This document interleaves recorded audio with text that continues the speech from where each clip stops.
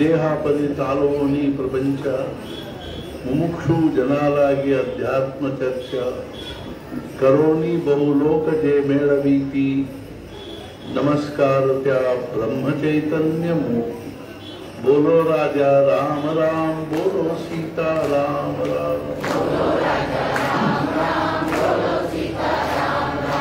बोलो राजा राम बोलो सीता राम राम बोलो राजा राम राम बोलो सीता राम राम बोलो राजा राम राम बोलो सीता राम राम बोलो राजा राम राम बोलो सीता राम बोलो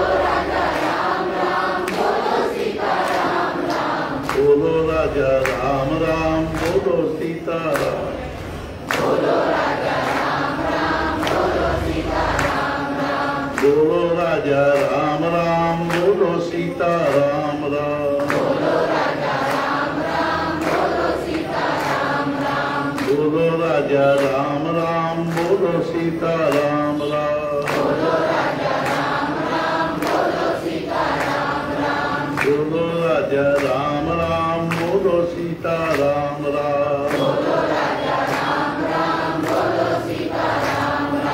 बोलो राजा राम राम बोलो सीता राम राम बोलो राजा राम राम बोलो सीता राम राम बोलो राजा राम राम बोलो सीता राम राम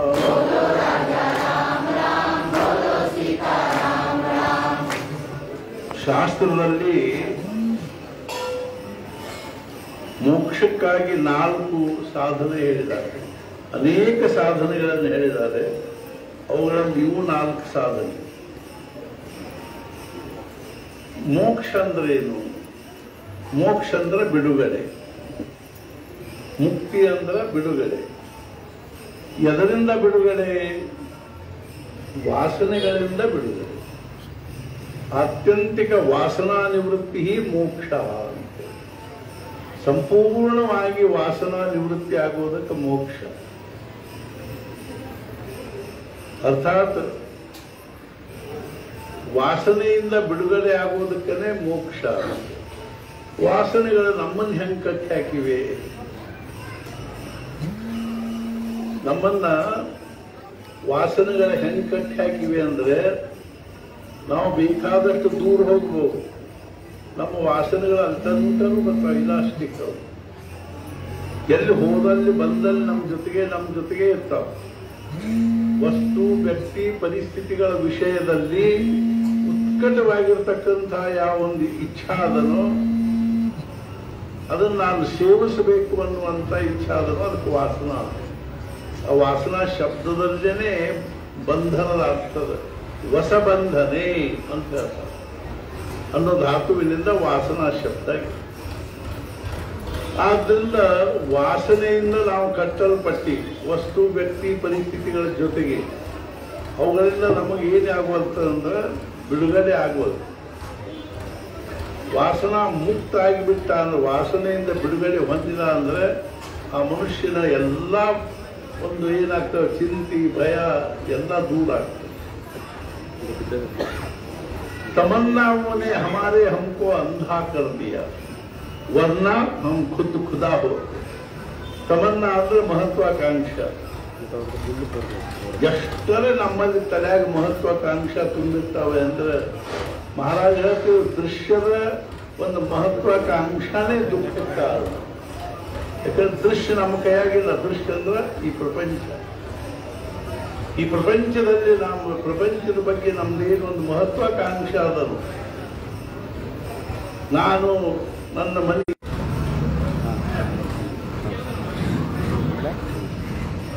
ಈ ವಾಸನೆಯಿಂದ ಬಿಡುಗಡೆಗೆ ಮೋಕ್ಷ.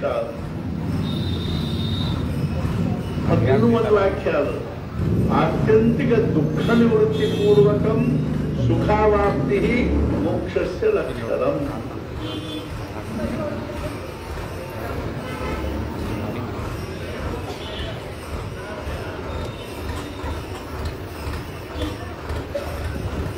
ಆತ್ಯಂತಿಕ ದುಃಖ ನಿವೃತ್ತಿ ಪೂರ್ವಕ.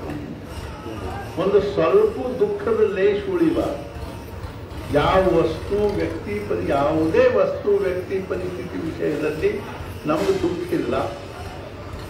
ಮತ್ತಿಷ್ಟ ಅಲ್ರಿ, ಕೇವಲ ದುಃಖ ನಿವೃತ್ತಿ ಅಷ್ಟಾಗಲ್ಲ, ಆತ್ಯಂತಿಕ ಸುಖಾವಾಪ್ತಿ, ಅಖಂಡ ಸುಖದ ಅನುಭವ ಬರುತ್ತೆ. ಯಾವಾಗಲೂ ಮನಸ್ಸು ಶಾಂತ ಸಮಾಧಾನ ಪೂರ್ಣ ಇರಬೇಕು. ಮಹಾರಾಜ ಹೇಳ್ತಿದ್ರು, ಅಖಂಡ ಸಮಾಧಾನ म्हणजे ಮೂರ್ತಿಮಂತ ಬ್ರಹ್ಮಜ್ಞಾನ. ಪ್ರವಚನ ಪುಸ್ತಕದಲ್ಲಿ ನೋಡಿ ನೀವು 5 ಶಬ್ದೇನವನು ಎಷ್ಟು ಸಲ ಬಂದ.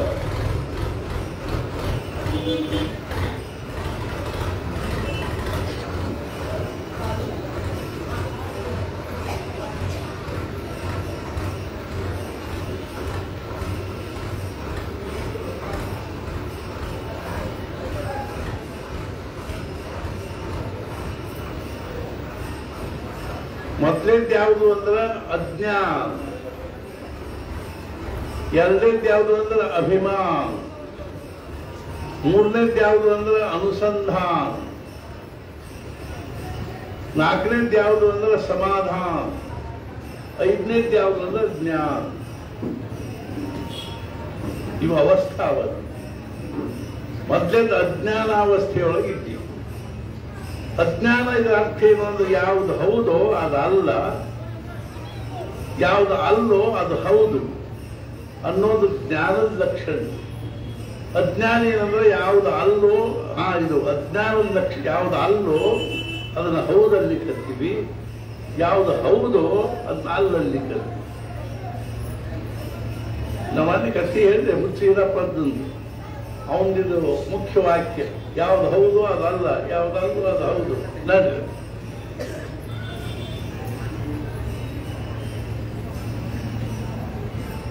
ಅಂದ್ರೆ ಇದ್ರ ಅರ್ಥ ಅಂದ್ರೆ ಇದು ಉಪನಿಷತ್ ವಾಕ್ಯದ ತಾತ್ಪರ್ಯ. ಯಸ್ಯ ಮತಂ ತಸ್ಯ ಮತಂ, ಮತಂ ಯಸ್ಯ ನ ವೇದತಃ ಅವಿಜ್ಞಾತಂ ವಿಜಾನತಾಂ ವಿಜ್ಞಾನಂ ಅವಿಜಾನತಾಂ. ಯಸ್ಯ ಅಮತಂ ತಸ್ಯ ಮತಂ. ಯಾವುದು ಯಾವನು ಇದನ್ನ ಅಲ್ಲ ಅಂತಾನೋ ಅವನು ಅದನ್ನ ಅರ್ಥಾತ್ ಏನು ತಿಳ್ಕೊಂಡ. ಯಾವನು ಇದು ಅಲ್ಲ ಅಂತಾನೋ ಅವನೇನಂತ ಅಂದ್ರೆ ಯಾವುದು ಹೌದು ಅದನ್ನ ಹೌದು ಅಲ್ಲ. ಅವಿಜ್ಞಾತಂ ವಿಜಾನತಾಂ, ಯಾವನಿಗೆ ತಿಳಿದಿಲ್ಲ ಅಂತ ಅನಿಸ್ತದನೋ ಅವನಿಗೆ ತಿಳಿದ, ಯಾವನಿಗೆ ತಿಳಿದಲ್ಲ ಅನಿಸ್ತದನೋ ಅವನಿಗೆ ತಿಳಿದಿಲ್ಲ. ಒಂದ್ಸಲ ಸಾಕ್ರೆಟಿಸ್ನ ಬಗ್ಗೆ ಅದು ಗ್ರೀಸ್ನಲ್ಲಿ, ಅವನು ಅಥೆನ್ಸ್ನಲ್ಲಿ ಇರ್ತಿದ್ದ, ಅವನ ಬಗ್ಗೆ ಒಂದು ಕೌಲು ಕೇಳಿದ್ರು ದೇವತಾಕ. ಸಾಕ್ರೆಟಿಸ್ನ ಬಗ್ಗೆನೇ ಅಲ್ಲ, ಅದು ಒಂದು ಕೌಲು ಕೇಳಿದ್ರೆ ಅಂದ್ರೆ who is the wisest man of Greece. ಯಾರು ಗ್ರೀಸ್ ದೇಶದ ಬಹಳ ದೊಡ್ಡ ಜಾಣ ಪುರುಷ. ಅವಾಗ Socrates is the wisest and ugliest man of Greece. ಬಹಳ ಅಸಹ್ಯ ಇದ್ರಿ, ಅವನು ಕುರೂಪಿ ಇದ್ದ ಮತ್ತು ಬಹಳ ಜ್ಞಾನಿ ಇದ್ದ ಅಂತ ದೇವತಾ ಹೇಳ್ತಾರೆ. ಅವಾಗ ಎಲ್ಲರಿಗೂ ಆಶ್ಚರ್ಯ. ಅರ್ಥಾತ್ ಏನು ಅಂದ್ರೆ ಅವನಿಗೆ ಕೇಳಲಿಕ್ಕೆ ಹೌದು ಹಿಂಗಪ್ಪ ನಾವು ಕೌಲು ಕೇಳಿದ್ವಿ, ಯಾರು ಈ ಗ್ರೀಸ್ ದೇಶದಲ್ಲಿ ಜ್ಞಾನಿಗಳು ಅಥವಾ ಜಾಣರು ಅಂತ ಕೇಳಿದ್ರೆ ನಿನ್ನ ಹೆಸರು ಹೇಳ್ತಾರೆ. ನೀ ಹೆಂಗೆ ಜಾಣ ಮನುಷ್ಯ ಇದ್ದೀಪ. ಅವಾಗ ನಾವು ಹೇಳಿದ people did not know that they did not know. I know that I did not know. That's why I am wisest man of Greece. People did not know that they did not know. ಅವ್ರಿಗೆ ತಿಳಿದಿಲ್ಲ ಅನ್ನೋದು ಅವ್ರಿಗೆ ತಿಳಿದಿಲ್ಲ, ಆದ್ರಿಂದ ಅವ್ರ ಅಜ್ಞಾನಿ. ನನಗೆ ತಿಳಿದಿಲ್ಲ ಅನ್ನೋದು ನನಗೆ ತಿಳಿದದ, ಆದ್ರಿಂದ ನಾ ಜ್ಞಾನಿ ಅಂತ. ನೋಡ್ರಿ, ಮಹಾರಾಜ ಹೇಳ್ತಿದ್ರು, ನಸಾವೆ ಕಶಾಚೆ ಜ್ಞಾನ ವಾಟಾವೆ ಸದಾ ಘ್ಯಾವೆ ನಾಮ್. ನಮಗೆ ಏನೇನು ತಿಳಿಬೇಕಂತ ಅನಿಸ್ಬಾರ್ದು. ನಮ್ದು ಏನ್ ಬ್ಯಾಡ್ರಿ ಸುದ್ದಿ ಅದು. ಆಫ್ರಿಕಾ ಬಗ್ಗೆ ಸ್ಟಡಿ ಮಾಡ್ತೀವಿ, ಆಸ್ಟ್ರೇಲಿಯಾದ ಬಗ್ಗೆ ಏನ್ ಮಾಡೋರು ತಗೊಂಡು ಆಫ್ರಿಕಾ ಸ್ಟಡಿ ಮಾಡಿ ಏನ್ ಮಧ್ಯಾಹ್ನ ಪ್ರಸಾದದ ವ್ಯವಸ್ಥೆ ಆಗ್ತದೆ? ನನಗೆ ಈ ಜಗತ್ತಿನ ಜ್ಞಾನ ಬೇಡಪ್ಪ. ವಾಹ್, ಮಸ್ತ್ ಮನುಷ್ಯ ನೋಡಿ. ನಸಾವೆ ಕಶಾಚೆ ಜ್ಞಾನ ನಮ್ಗೆ ಅನಿಸ್ಬೇಕು. ಎದೆದರದ್ದು ಜ್ಞಾನ ಬೇಡ ನಮ್ಗೆ. ಸ್ವಾಮಿ ವಿವೇಕಾನಂದ ಒಂದ್ಸಲ ಹೇಳಿದ್ರು, ನನಗೆ ಇಂಥದ್ದು ಏನಾದ್ರೂ ಒಂದು ಔಷಧ ಕೊಡ್ರಿ, ಅದನ್ನು ಕುಡಿದ್ರೆ ನನಗೆ ಇವತ್ತಿನ ತನಕ ನನಗೇನು ಗೊತ್ತದ ಅಂತ ಅನಿಸ್ತದ, ತಿಳ್ಕೊಂಡೀನಿ ಅಂತದ, ಗೊತ್ತದ ಅಂತ ಅದೆಲ್ಲ ಮರೆತು ಹೋಗಲಿ. ವೇದಾಂತದಲ್ಲಿ ಹೇಳ್ತಾರೆ, ನಮ್ಮ ವೃತ್ತಿ ಜ್ಞಾನವೇ ನಮ್ಮ ಮುಖ್ಯ ಜ್ಞಾನಕ್ಕೆ ಬಾಧಕ ಆಗ್ತದೆ. ವೃತ್ತಿ ಜ್ಞಾನ ಅಂದ್ರೆ ನಾನೇನು ತಿಳ್ಕೊಂಡೀನಿ ಅನ್ನೋ ಭಾವದಲ್ಲ, ಅದೆಲ್ಲ ವೃತ್ತಿ ಜ್ಞಾನ. ವೃತ್ತಿ ಅಂದ್ರೆ ಮನೋವೃತ್ತಿ, ಬುದ್ಧಿ ವೃತ್ತಿ. ಅದು ನಮ್ಮ ಜ್ಞಾನ ಏನದ ನಮ್ಮೊಳಗೆ ಸಂಗ್ರಹಿತ ಆಗಿದೆ, ಕಲೆಕ್ಷನ್ ಆಫ್ ಇನ್ಫಾರ್ಮೇಶನ್. ಆ ವೃತ್ತಿ ಜ್ಞಾನ ಏನ್ ಮಾಡ್ತದೆ ಅಂದ್ರೆ, ಇಲ್ಲದ ಮತ್ತೊಂದು ಸಣ್ಣ ಮಾತು, ದೊಡ್ಡ ಮಾತು ಅಂದ್ರೆ ಸಣ್ಣದಲ್ಲ, ಸೂಕ್ಷ್ಮ. ಸತ್ಪುರುಷ ಜ್ಞಾನಕ್ಕೂ ನಮ್ಮ ಜ್ಞಾನಕ್ಕೂ ಇರ್ತಕ್ಕಂಥ ವ್ಯತ್ಯಾಸ ಏನು ಅಂದ್ರೆ, ನಮ್ಮ ಜ್ಞಾನ ಹೆಂಗದ ಅಂದ್ರೆ, ನಾವು ಓದಿದ್ದು, ಬರೆದದ್ದು, ತಿಳ್ಕೊಂಡದ್ದು, ನೋಡಿದ್ದು, ಕೇಳಿದ್ದು ಜ್ಞಾನ ನಮಗೆ ಇರ್ತದೆ. ಆದ್ರೆ ಈ ಜ್ಞಾನದ ಪರಿಸ್ಥಿತಿ ಹೆಂಗದ ಅಂದ್ರೆ, ನಾವಿವತ್ತು ಮಾವಿನ ವೃಕ್ಷ ಹಚ್ಚಿದ್ವಿ, ಮಾವಿನ ಅಗಿ ಹಚ್ಚಿದ್ವಿ, ಅದಕ್ಕೆ ನಾವೇನ್ ಮಾಡ್ತೀವಿ, ದಿನ ನೀರು ಹಾಕೋತೇವೆ. ಅಂದ್ರೆ ಅಗ್ದಿ ಠವಿ ಇರ್ತದೆ, ಫ್ರೆಶ್ ಆಗಿರ್ತದೆ. ಒಂದು 4 ದಿವಸ ನೀರು ಹಾಕೋದು ಬಿಡ್ರಿ, ಅವು ಎಲೆಯೆಲ್ಲ ಏನು ಜೋತಾಡ್ಲಿಕ್ಕೆ ಹತ್ತಾವ. ನಮ್ಮ ಜ್ಞಾನ ಇಂಥ ದಿನ ಓದ್ಕೋತ ಕೇಳ್ಕೋತ ನೋಡ್ಕೋತ ಇದ್ವಿ ಅಂದ್ರೆ ಹುಡುಗರು, ಶಾಲಿ ಹುಡುಗರು, ಅದರೊಳಗೂ ದೊಡ್ಡ ದೊಡ್ಡ ಶಾಲಿ ಹುಡುಗರ್ರಿ, ಹೈಸ್ಕೂಲು ಕಾಲೇಜಿನವರು ಪರೀಕ್ಷಾ ಬಂದ್ರು ಮರುದಿವ್ಸ ಕೇಳಿದ್ರೆ ಏನು ಗೊತ್ತಿಲ್ಲ. ಯಾಕಂದ್ರೆ ಓದೋದ ಪರೀಕ್ಷೆ 2 ದಿವಸ ಇದ್ದಾಗ. ಇನ್ನೂ ಒಂದದರಿ, ಪರೀಕ್ಷಾ ಹತ್ರ ಬಂದ ಕೂಡಲೇ ದತ್ತಾತ್ರೇಯ ಪ್ರದಕ್ಷಿಣೆ ಹಾಕಿದೆ, ಮಾರುತಿ ಪ್ರದಕ್ಷಿಣೆ, ಏನ್ ಯಾರು ಸುದ್ದಿ ಪರೀಕ್ಷೆ.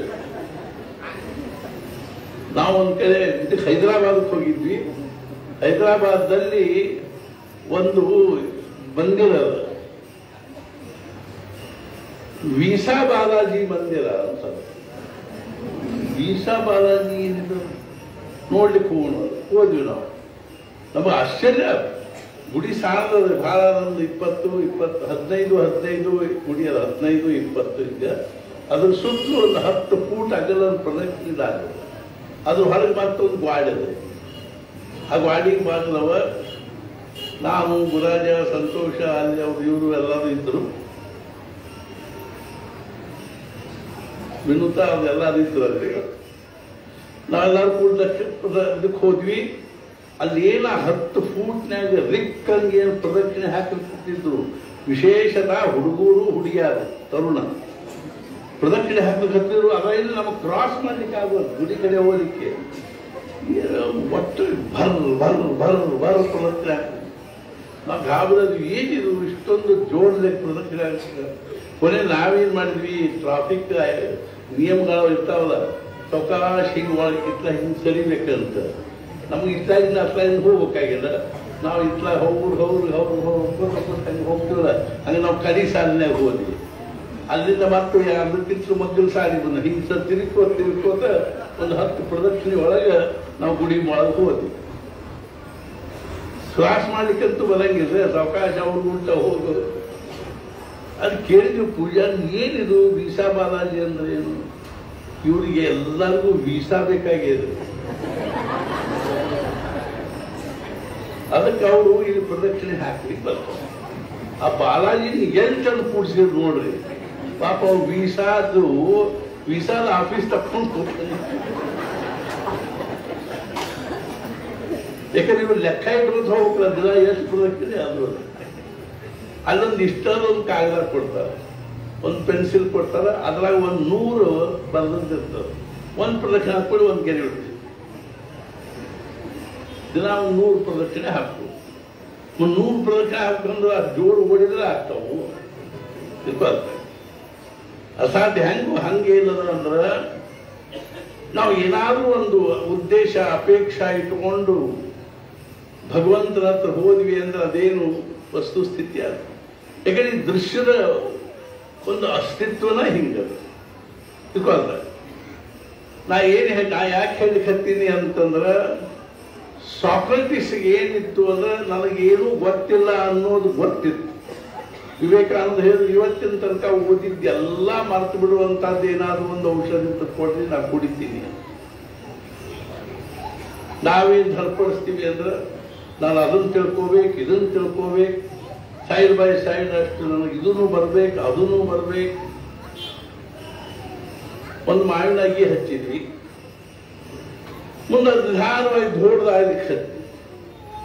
ಅವಾಗ ಏನಾಗ್ತದೆ, ದಪ್ಪಂದಿಷ್ಟು ಬಡ್ಡೆ ಆಯ್ತು, ಧೋಡ್ದಾತು, ಅದು ಬೇರುಗಳು ಕೆಳಗೆ ಎಷ್ಟು ಇಳಿದು ಹೋಗ್ತಾವಂದ್ರೆ ಕೆಳಗಿರ್ತಕ್ಕಂಥ ನೀರಿನ ಸೋರ್ಸ್ ಅವನ್ನು ಶಲಿ ಇರ್ತಾವ ನೀರಿನ, ಆ ನೀರಿನ ಶಲಿವರೆಗೂ ಅದ್ರ ಬೇರು ಹೋಗಿ ಮುಟ್ತೀವಂದ್ರೆ ಮತ್ತೆ ಮ್ಯಾಲಿಂದ ನೀರು ಹಾಕ್ಬೇಕೆಂದು ನೀರು ಆಮೇಲೆ ಹಾಕೋ ಕಾರಣ ಇಲ್ಲ. ಹಿಂಗಾಗಿ ಹೊರದೊಳಗೆ ದೊಡ್ಡ ದೊಡ್ಡ ದೊಡ್ಡ ದೊಡ್ಡ ಮಾವಿನ ಮರ, ತೆಂಗಿನ ಮರ ಇರ್ತಾವ. ದಿನ ಹಂಗೇನು ತೆಂಗಿನ ಮರಕ್ಕೆ ಹಾಕಿ ಮಾವಿನ ಮರಕ್ಕೆ, ಅದಕ್ಕೆ ಹುಣಸಿ ಮರಕ್ಕೆ ಎಲ್ಲಿ ನೀರು ಹಾಕ್ಬೋದು. ಯಾಕಂದ್ರೆ ಅದಕ್ಕೆ ಬೇರುಗಳು ಒಳಗೆ ಹೋಗಿ ಆ ನೀರಿನ ಸೆಲಿಗೆ ಹತ್ತಿ ಬಿಟ್ಟಿರೋದ್ರಿಂದ ನಿರಂತರವಾಗಿ ನೀರು ಅವಕ್ಕೆ ಒದಗ್ತಾ ಇದೆ. ಹಂಗೇನದ ಅಂದ್ರೆ ನಮ್ಮ ಜ್ಞಾನ ಅಂದ್ರೆ ಆ ಸಣ್ಣ ಅಗಿ ಇದ್ದಾಗ ಅದಕ್ಕೆ ದಿನ ನೀರು ಹಾಕೋತ ಇದ್ರೆ ಫ್ರೆಶ್ ಇರ್ತದೆ. ಹಂಗೆ ನಾವು ದಿನ ಓದ್ಕೋತ ಬರ್ಕೋತ ಅದನ್ನ ನೋಡ್ಕೋತ ಕೇಳ್ಕೋತ ಇದ್ವಿ ಅಂದ್ರೆ ತಲೆಯಾಗ 4 ವಿಚಾರ ಇರ್ತಾವ. ಬಿಟ್ವಿ ಅಂದ್ರೆ ಹೋಗ್ಬಿಡ್ತಾವ. ಈ ವೇದಾಧ್ಯಯನ ಮಾಡೋರು ನೋಡ್ರಿ, ಮಂತ್ರ ಪಂತ್ರ ದಿನ ಹೋಗಿ ಹಾಕಬೇಕು. ಇಲ್ಲದೆ ಒಂದು 15 ದಿನದಾಗ ಅವೆಲ್ಲ ಹೋಗಿ ತಲೆಯಾಗ ಮರ್ಕೋಗ್ಬಿಡ್ತಾವ. ಆದ್ರೆ ಸತ್ಪುರುಷ ಜ್ಞಾನ ಅಂದ್ರೆ ಏನು ಅಂದ್ರೆ ಅವರ ಬುದ್ಧಿ ಅನ್ನುವಂಥ ಒಂದು ಬೇರೆ ಏನವನು ಅವ ನಮ್ಮ ಅಂತಃಕರಣದಲ್ಲಿರ್ತಕ್ಕಂಥ ಅಖಂಡ ಜ್ಞಾನ ಸ್ವರೂಪವಾಗಿರ್ತಕ್ಕಂಥ ಯಾವ ಒಂದು ಚೈತನ್ಯದನು, ಯಾವುದನ್ನು ನಾವು ಸತ್ ಚಿತ್ತ ಆನಂದ ಅಂತೀವೋ. ಚಿತ್ತ ಅಂದ್ರೆ ಜ್ಞಾನ. ಜ್ಞಾನದ ಒಳಗೇನದ ಅಂದ್ರೆ ಬರ್ತಾರೆ. ಜ್ಞಾನೇಶ್ವರ ಮಹಾರಾಜ 19ನೇ ವರ್ಷಕ್ಕೆ ಜ್ಞಾನೇಶ್ವರಿ ಈ ಬಗ್ಗೆ ಒಂದು ಸಣ್ಣ ಮಾತು ಹೇಳ್ತೀವಿ. ಅರ್ಥಾತ್ ನಚಿಮ್ ಕೇಳ್ಕರ್ ಅಂತಿದ್ರು ಪುಣೆದಲ್ಲಿ. ಲೋಕಮಾನ್ ಕೇಳ್ಕರ್ ರೈಟ್ ಹ್ಯಾಂಡ್ ಅವರು, ನರಸಿಂಹ ಚಿಂತಾಮಣಿ ಕೇಳ್ಕರ್.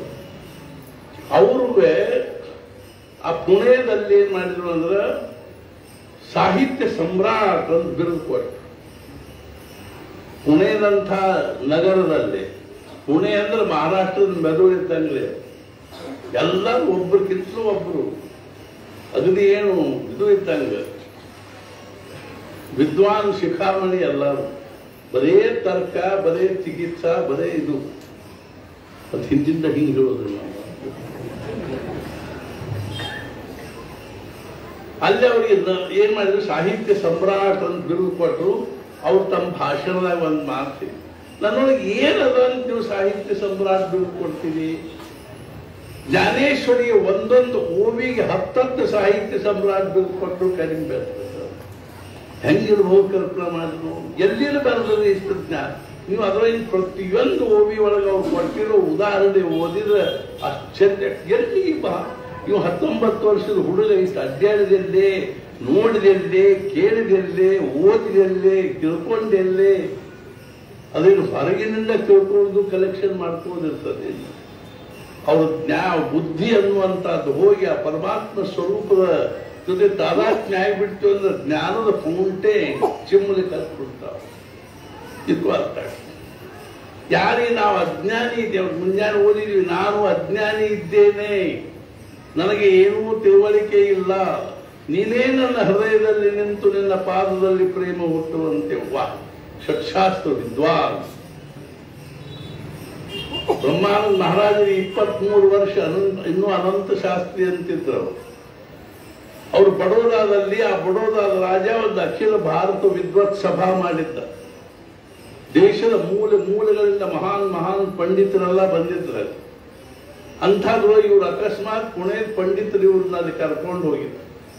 ಇವ್ರು ಅದಕ್ಕೆ ಹೋಗಿದ್ದೇ ಇವ್ರು ಸದ್ಗುರು ಶೋಧ ಮಾಡ್ಲಿಕ್ಕೆ ಹೊರಟರು. ಸದ್ಗುರುಗಳನ್ನು ಹುಡುಕೋತ ಹೊಂಟರು.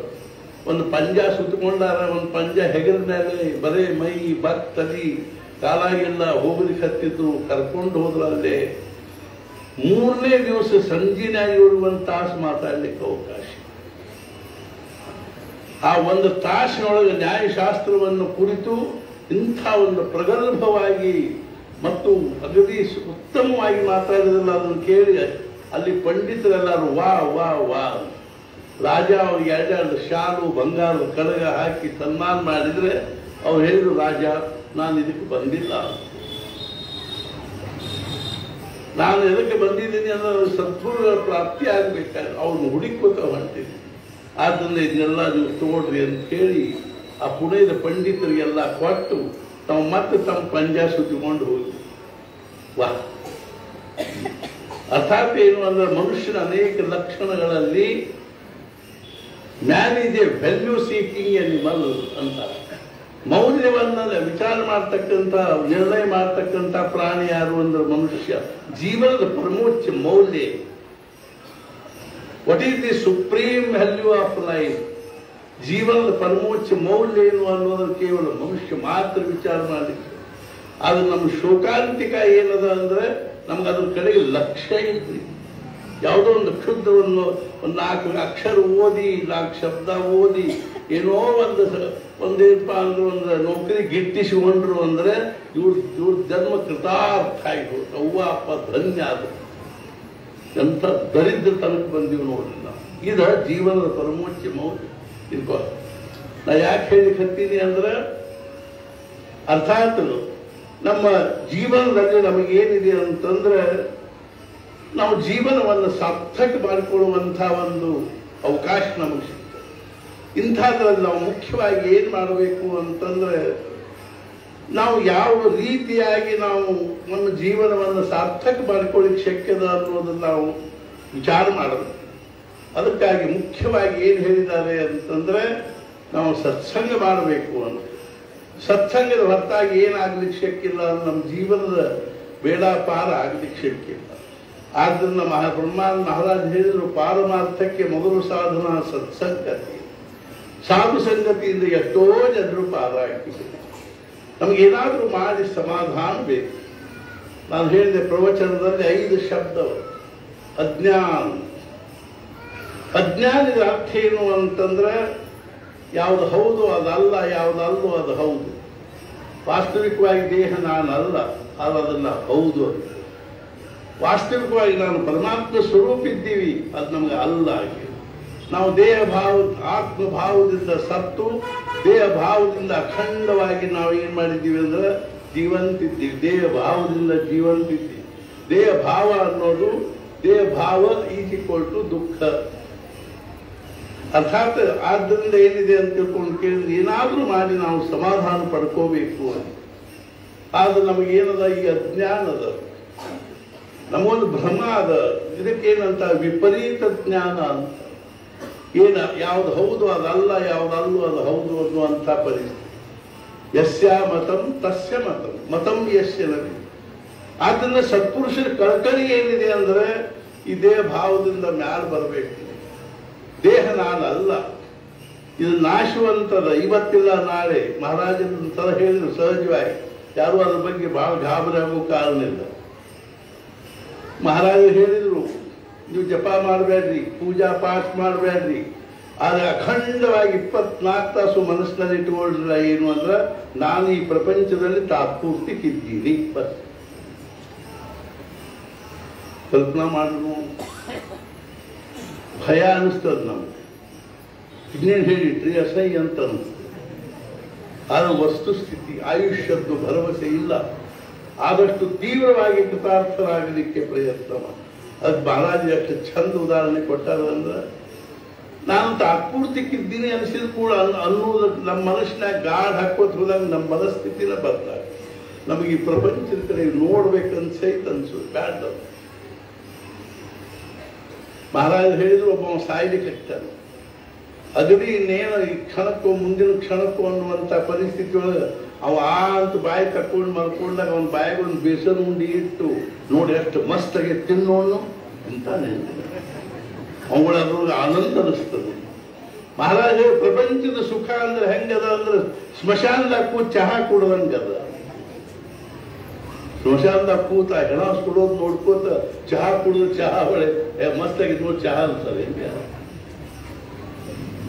ತಿಳ್ಕೋದಲ್ಲ. ಯಾಕೆ ಹೇಳಿಕತ್ತೀನಿ ಅಂದ್ರೆ ಈ ಪ್ರಪಂಚದ ಪರಿಸ್ಥಿತಿನ ಹಿಂಗದಲ್ಲ. ಈ ಪ್ರಪಂಚವನ್ನು ನಂಬಿ ನಮಗೆ ಸಮಾಧಾನ ಆಗಲಿಕ್ಕೆ, ಆದ್ರೆ ನಮ್ಮ ಜೀವನದ ಪರಮೋಚ್ಚ ಮೌಲ್ಯ ಏನದ ಅಖಂಡ ಸಮಾಧಾನ. ಸತ್ಪುರುಷರಂದ್ರ ಮೂರ್ತಿಮಂತ ಸಮಾಧಾನ. ಮಹಾರಾಜರಿಗೆ ಸಮಾಧಾನ ಶಬ್ದ ಬಹಳ ಸೇರಿ. ಹಾಗಾದ್ರೆ ಈ ಸಮಾಧಾನ ಹೆಂಗ್ ಪ್ರಾಪ್ತ ಆಗ್ಲಿಕ್ಕೆ ಶಕ್ಯದ ಅಂತಂದ್ರೆ ಅನುಸಂಧಾನದಿಂದ ಸೇರಿ. ಅನುಸಂಧಾನ ಭಗವಂತನ ಅಖಂಡವಾಗಿರ್ತಕ್ಕಂಥ ಅನುಸಂಧಾನವನ್ನು ನಾವು ಇಟ್ಕೊಂಡು ಹೋದ್ವಿ. ನಮ್ಮ ಅಜ್ಞಾನದಿಂದ ನಮಗೆ ಅಭಿಮಾನ ನಿರ್ಮಾಣ. ಇದಕ್ಕೆ ನಾವು ದೇಹಾಭಿಮಾನ ಅಂತೀವಿ. ಪ್ರಪಂಚ ಅಭಿಮಾನ, ದೇಹಾಭಿಮಾನ, ಕುಲಾಭಿಮಾನ, ಎಷ್ಟು ಪ್ರಕಾರದ ಅಭಿಮಾನ ನಮ್ಮಲ್ಲಿ ತುಂಬಿಕೊಂಡಾವ ನೋಡಿ.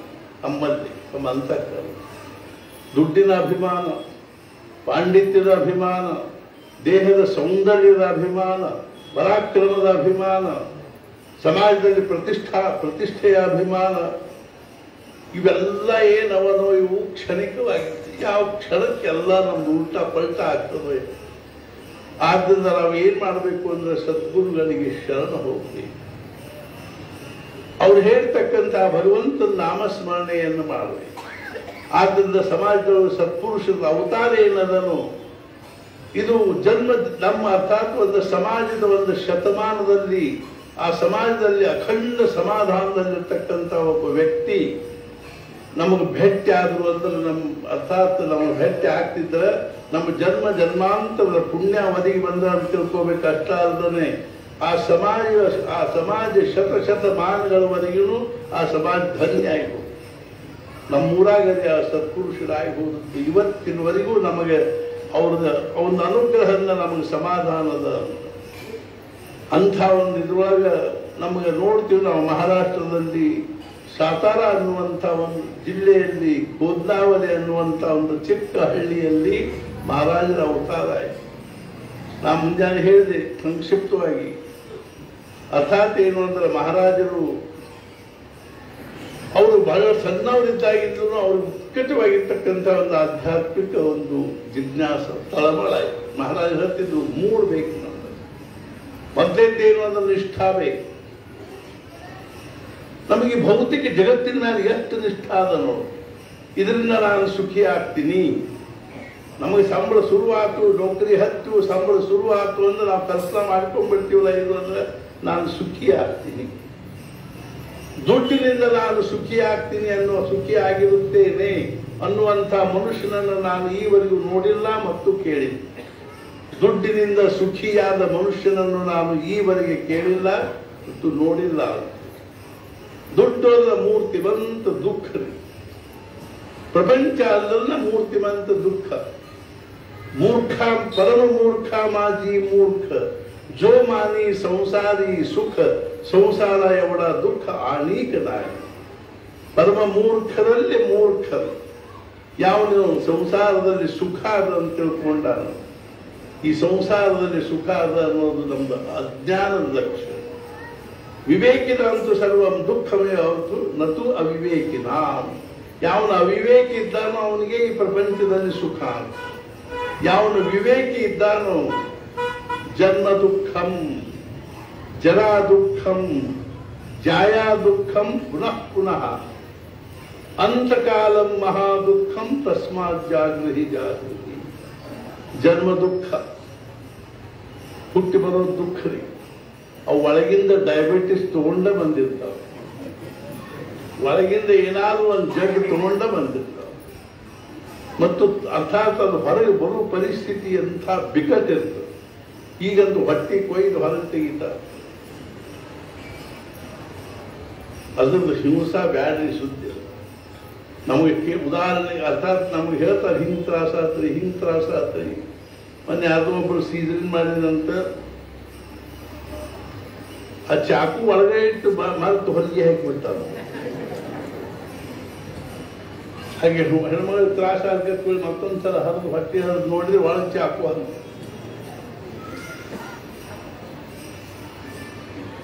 ಜನ್ಮ ದುಃಖಂ.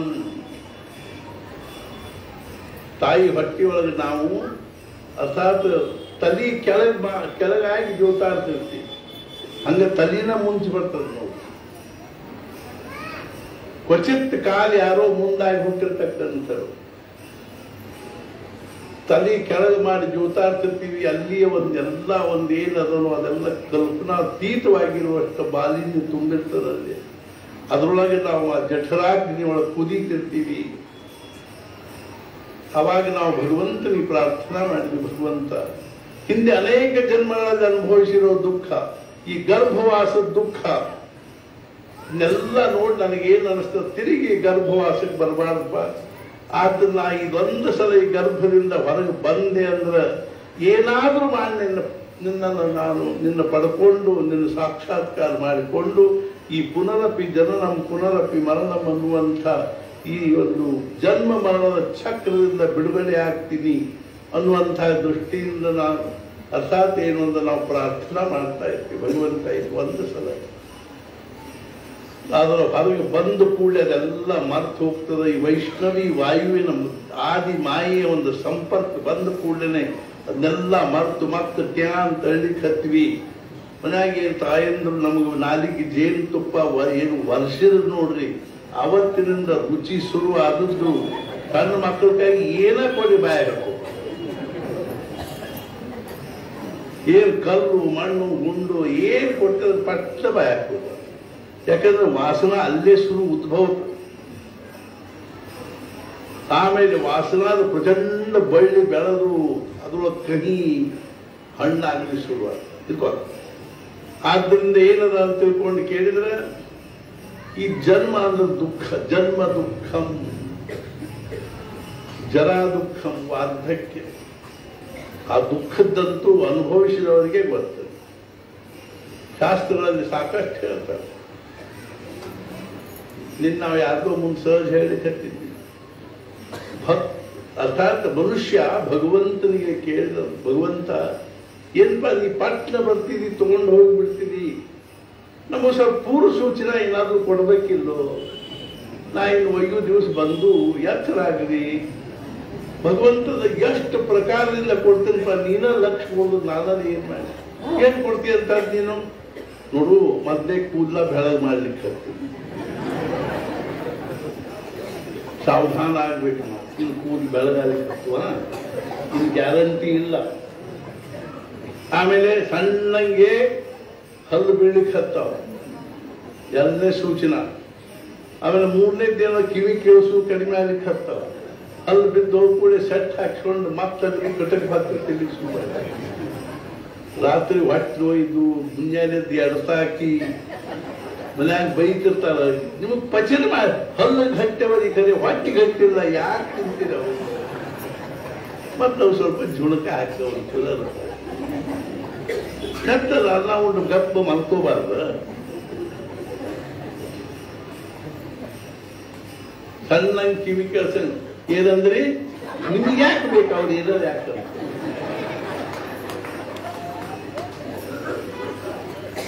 ಒಬ್ರು ಕಾಶಿಗೆ ಹೋಗಿ ಬಂದು ಅವ್ರ ಮಿತ್ರನ ಭೇಟಿ ಆಯ್ತು. ಕಾಶಿಯೊಳಗೆ ಏನ್ ಬಿಟ್ಟು ಬಂದ್ರಿ ಅಂತ ಕೇಳಿದ್ರು. ನಾನು ಬದ್ನಿಕಾಯಿ ಬಿಟ್ಟು ಬಂದೆ. ಅಲ್ಲ, ಸಿಟ್ಟು ಬಿಟ್ಟು ಬಂದೇನೆ. ಏನ್ ಬಿಟ್ಟು ಬಂದ್ರಿ? ಸಿಟ್ಟ್ರಿ, ಸಿಟ್ಟು ಬಿಟ್ಟು ಬಂದೀನಿ. ಏನು ಸಿಟ್ಟು?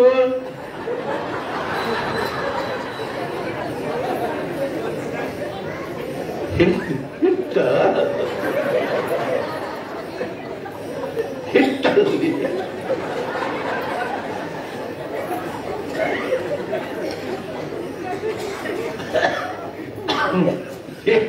ಹಿಟ್ಟಲ್ಲಿ ಸಿಟ್ಟು, ಗಾಳ ಹಿಟ್ಟ.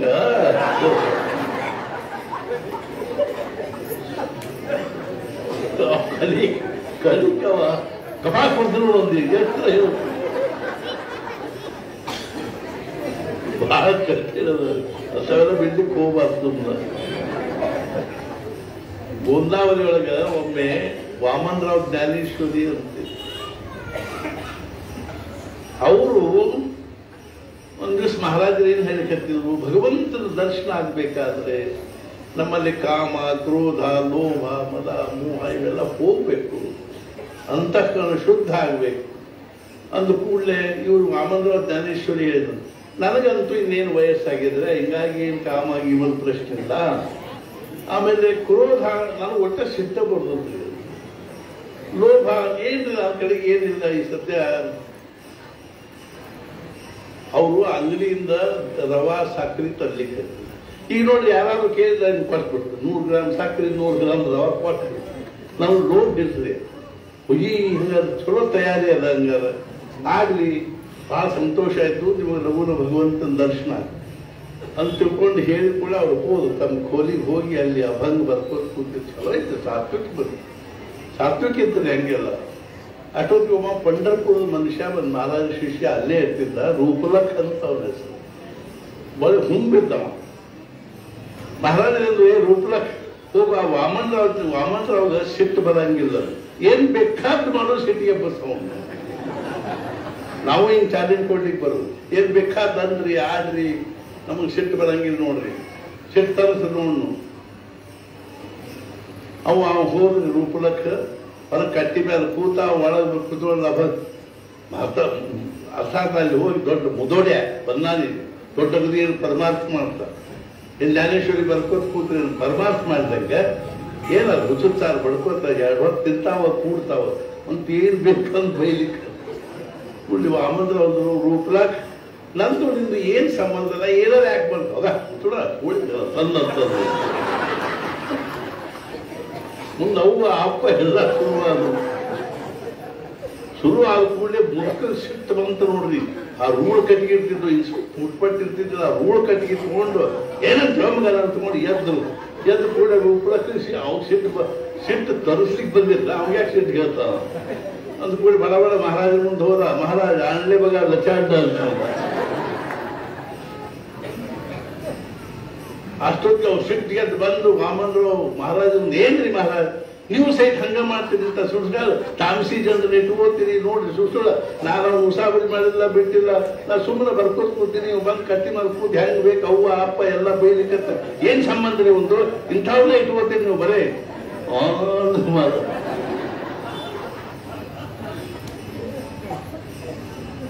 ಮತ್ ಇಂಥವ್ರನ್ನ ತಯಾರು ಮಾಡ್ಲಿಕ್ಕೆ ಅಂಥವ್ರು ಬೇಕರಿ ಆಶ್ರಮದಾಗ. ಅಂಥವ್ರು ಇದ್ರೆ ಇಂಥವ್ರು ತಯಾರಿಲ್ಲ. ನಾನು ಸಂಭಾಯಿತದವರು ಸಂಭಾಯಿತಿಗೆ ಗೊತ್ತಾಗ್ತದೆ ಆಶ್ರಮದಾಗ. ನಿಮ್ ಕೂಡ ಮಹಾರಾಜ ಅಷ್ಟ ಶಾಂತವಾಗಿ, ವಾಮನರಾವ್ ನೀವು ಇದೇ ಗಂಟಿದ್ರೆ ನಾವು ಸಿಟ್ಟು ಬರಂಗಿಲ್ಲ ಅಂತ ಎಷ್ಟು ಸಿಟ್ಟಿದ್ದಿಲ್ಲ. ಹಿಂಗಾದ್ರೆ ಹೆಂಗ್ರಿ ಭಗವಂತನ ದರ್ಶನ? ಹೌದಲ್ರಿ, ಮರ್ತು ಬಿಡ್ರಿ. ಅರ್ಥಾತ್ ಏನು ಬಹಳ ಕಠಿಣ. ಅದು ಏನ್ ಮಾಡಬೇಕು ಅಂತ ತಿಳ್ಕೊಂಡು ಕೇಳಿ ಒಂದು ಉಪಾಯದ ಏನು ಅಂದ್ರೆ ನಾಮಸ್ಮರಣೆ. ಭಗವಂತನ ನಾಮದಲ್ಲಿ ನಾವು ಪ್ರಪಂಚವನ್ನು ಮರಿಲಿಕ್ಕೆ ಬರ್ಬೇಕ್ರಿ, ದೇಹ ಭಾವವನ್ನು ಮರಿಲಿಕ್ಕೆ ಬರಬೇಕು, ದೇಹಾಭಿಮಾನ ಮರಿಲಿಕ್ಕೆ ಬರ್ಬೇಕು. ಮರಿತದಿಲ್ರಿ, ಮರಿತದೆ. ಅರ್ಥಾತ್ ಏನು ಅಂದ್ರೆ ಮಹಾರಾಜ ಹೇಳ್ತಿದ್ರು, ನಾವು ಒಂದು ಭಗವಂತನ ನಾಮಸ್ಮರಣೆ ಮಾಡ್ಲಿಕ್ಕೆ ಹತ್ತೀವಿ ಅಂದ್ರೆ ಸದ್ಗುಣಗಳು ನಮ್ಮನ್ನು ಬೆನ್ನು ಹತ್ತಿ ಬರ್ತಾವ. ಅಪಿಚೇತ್ಸು ದುರಾಚಾರೋ ಭಜತೆ ಮಾಂ ಅನನ್ಯ ಭಾ ಸಾಧುರೇವ ಸಮಂತವ್ಯ ಸಮ್ಯಕ್ ವ್ಯವಸಿತೋ ಸಹ ಕ್ಷಿಪ್ರಂ ಭವತಿ ಧರ್ಮಾತ್ಮ ಶಶ್ವಚ್ಛಾಂತಿಂ ನಿಗಚ್ಚತಿ ಕೌಂತೆಯ ಪ್ರತಿಜಾನಿ ನಮೇ ಭಕ್ತ ಪ್ರಣಶ್ಯತಿ. ಭಗವದ್ಗೀತಾ ಎಂಥ ದುರಾಚಾರಿನೇ ಆಗಿ, ಎಂಥ ದುರ್ಗುಣಿನೇ ಆಗಿರ್ಲಿ, ಎಂಥ ಅನಾಚಾರಿ ಅತ್ಯಾಚಾರಿನೇ ಯಾಕಾಗಿಲ್ಲ. ಭಜತೆ ಮಾಂ ಅನನ್ಯ ಭಾಗ್, ಅನನ್ಯವಾಗಿ ಅವನನ್ನು ಭಜಿಸ್ಲಿಕ್ಕತ್ತ ಅಂದ್ರೆ ಸಾಧುರೇವ ಸಂಬಂಧ. ಅವನು ಸಜ್ಜನ ಆದಂತ ತಿಳ್ಕೊ, ಸಾಧು ಆದಂತ ತಿಳ್ಕೊ. ಅರೆ ಕೈಯ ಜಪ್ ಮಾಡಿ ಇಟ್ಕೋ ಪುರುಸೋತಿಲ್ಲ, ಸಾಧು ಆದೇನ್ರಿ? ಹಾಗೆ ಬೇಕು. ಅರ್ಥಾತ್ ಏನು ಭಗವಂತನ ನಾಮದ ನಾಮನಿ ಯಾವತಿ ಶಕ್ತಿ ಪಾಪನ ಹರಣೆ ಹರೇಹೇ ತಾವತ್ ಕರ್ತುನ್ನ ಶಕ್ನೋತಿ ಪಾತಕಂ ಪಾತಕೀ ಜನ. ಎಂಥ ಮಹಾಪಾಪಿಯೂ ಅಷ್ಟು ಪಾಪವನ್ನು ಮಾಡ್ಲಿಕ್ಕೆ ಶಕ್ಯ ಇಲ್ಲ, ಎಷ್ಟು ಪಾಪವನ್ನು ಹರಣ ಮಾಡುವ ಶಕ್ತಿ ಆ ಭಗವಂತನ ನಾಮದಲ್ಲಿದೆ. ನಾಮಸ್ಮರಣೆ ಮಾಡ್ತೀನಿ ಮತ್ತು ಪಾಪ ಮಾಡ್ತೀನಿ ಅಂತಿದ್ರು ಸಹಿತ ಮುಂದೆ ನೀವು ಪಾಪ ನಿಮ್ಮ ಮನಸ್ಸಿನಾಗಿಂದ ಉಳಿಲಿಕ್ಕೆ ಶಕ್ತಿ. ಭಗವಂತನ ನಾಮದಲ್ಲಂತ ವಿಲಕ್ಷಣ ಶಕ್ತಿ ಅದು. ಆದ್ರೆ ನಾವು ಪ್ರಾಮಾಣಿಕವಾಗಿ ಅಂತಃಕರಣ ಪೂರ್ವಕವಾಗಿ ಭಗವಂತನ ನಾಮಸ್ಮರಣೆ ಮಾಡಬೇಕು. ನಾಮಸ್ಮರೆ ನಿರಂತರ ತೇಜಾನಾವೇ ಪುಣ್ಯ ಶರೀರ ಮಹಾದೋಷಾಂಚೆ ಗಿರಿವರ ರಾಮನಾಮೇನ ಸತಿ. ನಾವು ಭಗವಂತನ ನಾಮಸ್ಮರಣೆ ಮಾಡ್ಲಿಕ್ಕೆ ಹತ್ತಿರ ನಮ್ಮ ಶರೀರದ ಪುಣ್ಯ ಶರೀರ, ನಮ್ಮ ದೇಹದೊಳಗಿನ ಒಂದೊಂದು ಕೋಶದೊಳಗೂ ಪುಣ್ಯ ಅನ್ನುವಂಥ ತುಂಬಿಕೊಳ್ಳಿಕ್ಕೆ ಹತ್ತಿರ. ಮಹಾದೋಷಾಂಚೆ ಗಿರಿವರ ರಾಮನಾಮೆ, ಅರ್ಥಾತ್ ದೋಷಗಳ ಪರ್ವತಗಳು ಸಹಿತ ರಾಮನಾಮದಿಂದ ನಷ್ಟ. ನೋಡ್ರಿ, ಈಗ ಪೂಜಾ ಮಾಡ್ತಾರೆ, ಹೋಮ ಹವನ ಮಾಡ್ತಾರೆ, ಕೊನೆಗೆ ಒಂದು ಮಂತ್ರ ಅಂತಾರೆ, ಯಸ್ಯ ಸ್ಮೃತ್ಯ ಚ ನಾಮ ಉಕ್ತ್ಯ ತಪೋಯಜ್ಞ ಕ್ರಿಯಾದಿಷು ನೂನಂ ಸಂಪೂರ್ಣತಾಂ ಯಾತಿ ಸದ್ಯೋ ವಂದೇ ತಮಚ್ಯುತಂ. ಅಸ್ಮಿನ್ ಕರ್ಮಣಿ ಮಂತ್ರ ತಂತ್ರ ಸ್ವರ ಲೋಪ ದೋಷ ಪ್ರಾಯಶ್ಚಿತ್ತಾರ್ಥಂ ನಾಮತ್ರಯ ಮಹಾಮಂತ್ರ ಜಪಮಹಂ ಕರಿಷ್ಯೆ. ಅಚ್ಯುತಾಯ ನಮಃ, ಅನಂತಾಯ ನಮಃ, ಗೋವಿಂದಾಯ ನಮಃ, ಅಚ್ಯುತಾನಂತ ಗೋವಿಂದೇಭ್ಯೋ ನಮೋ ನಮಃ.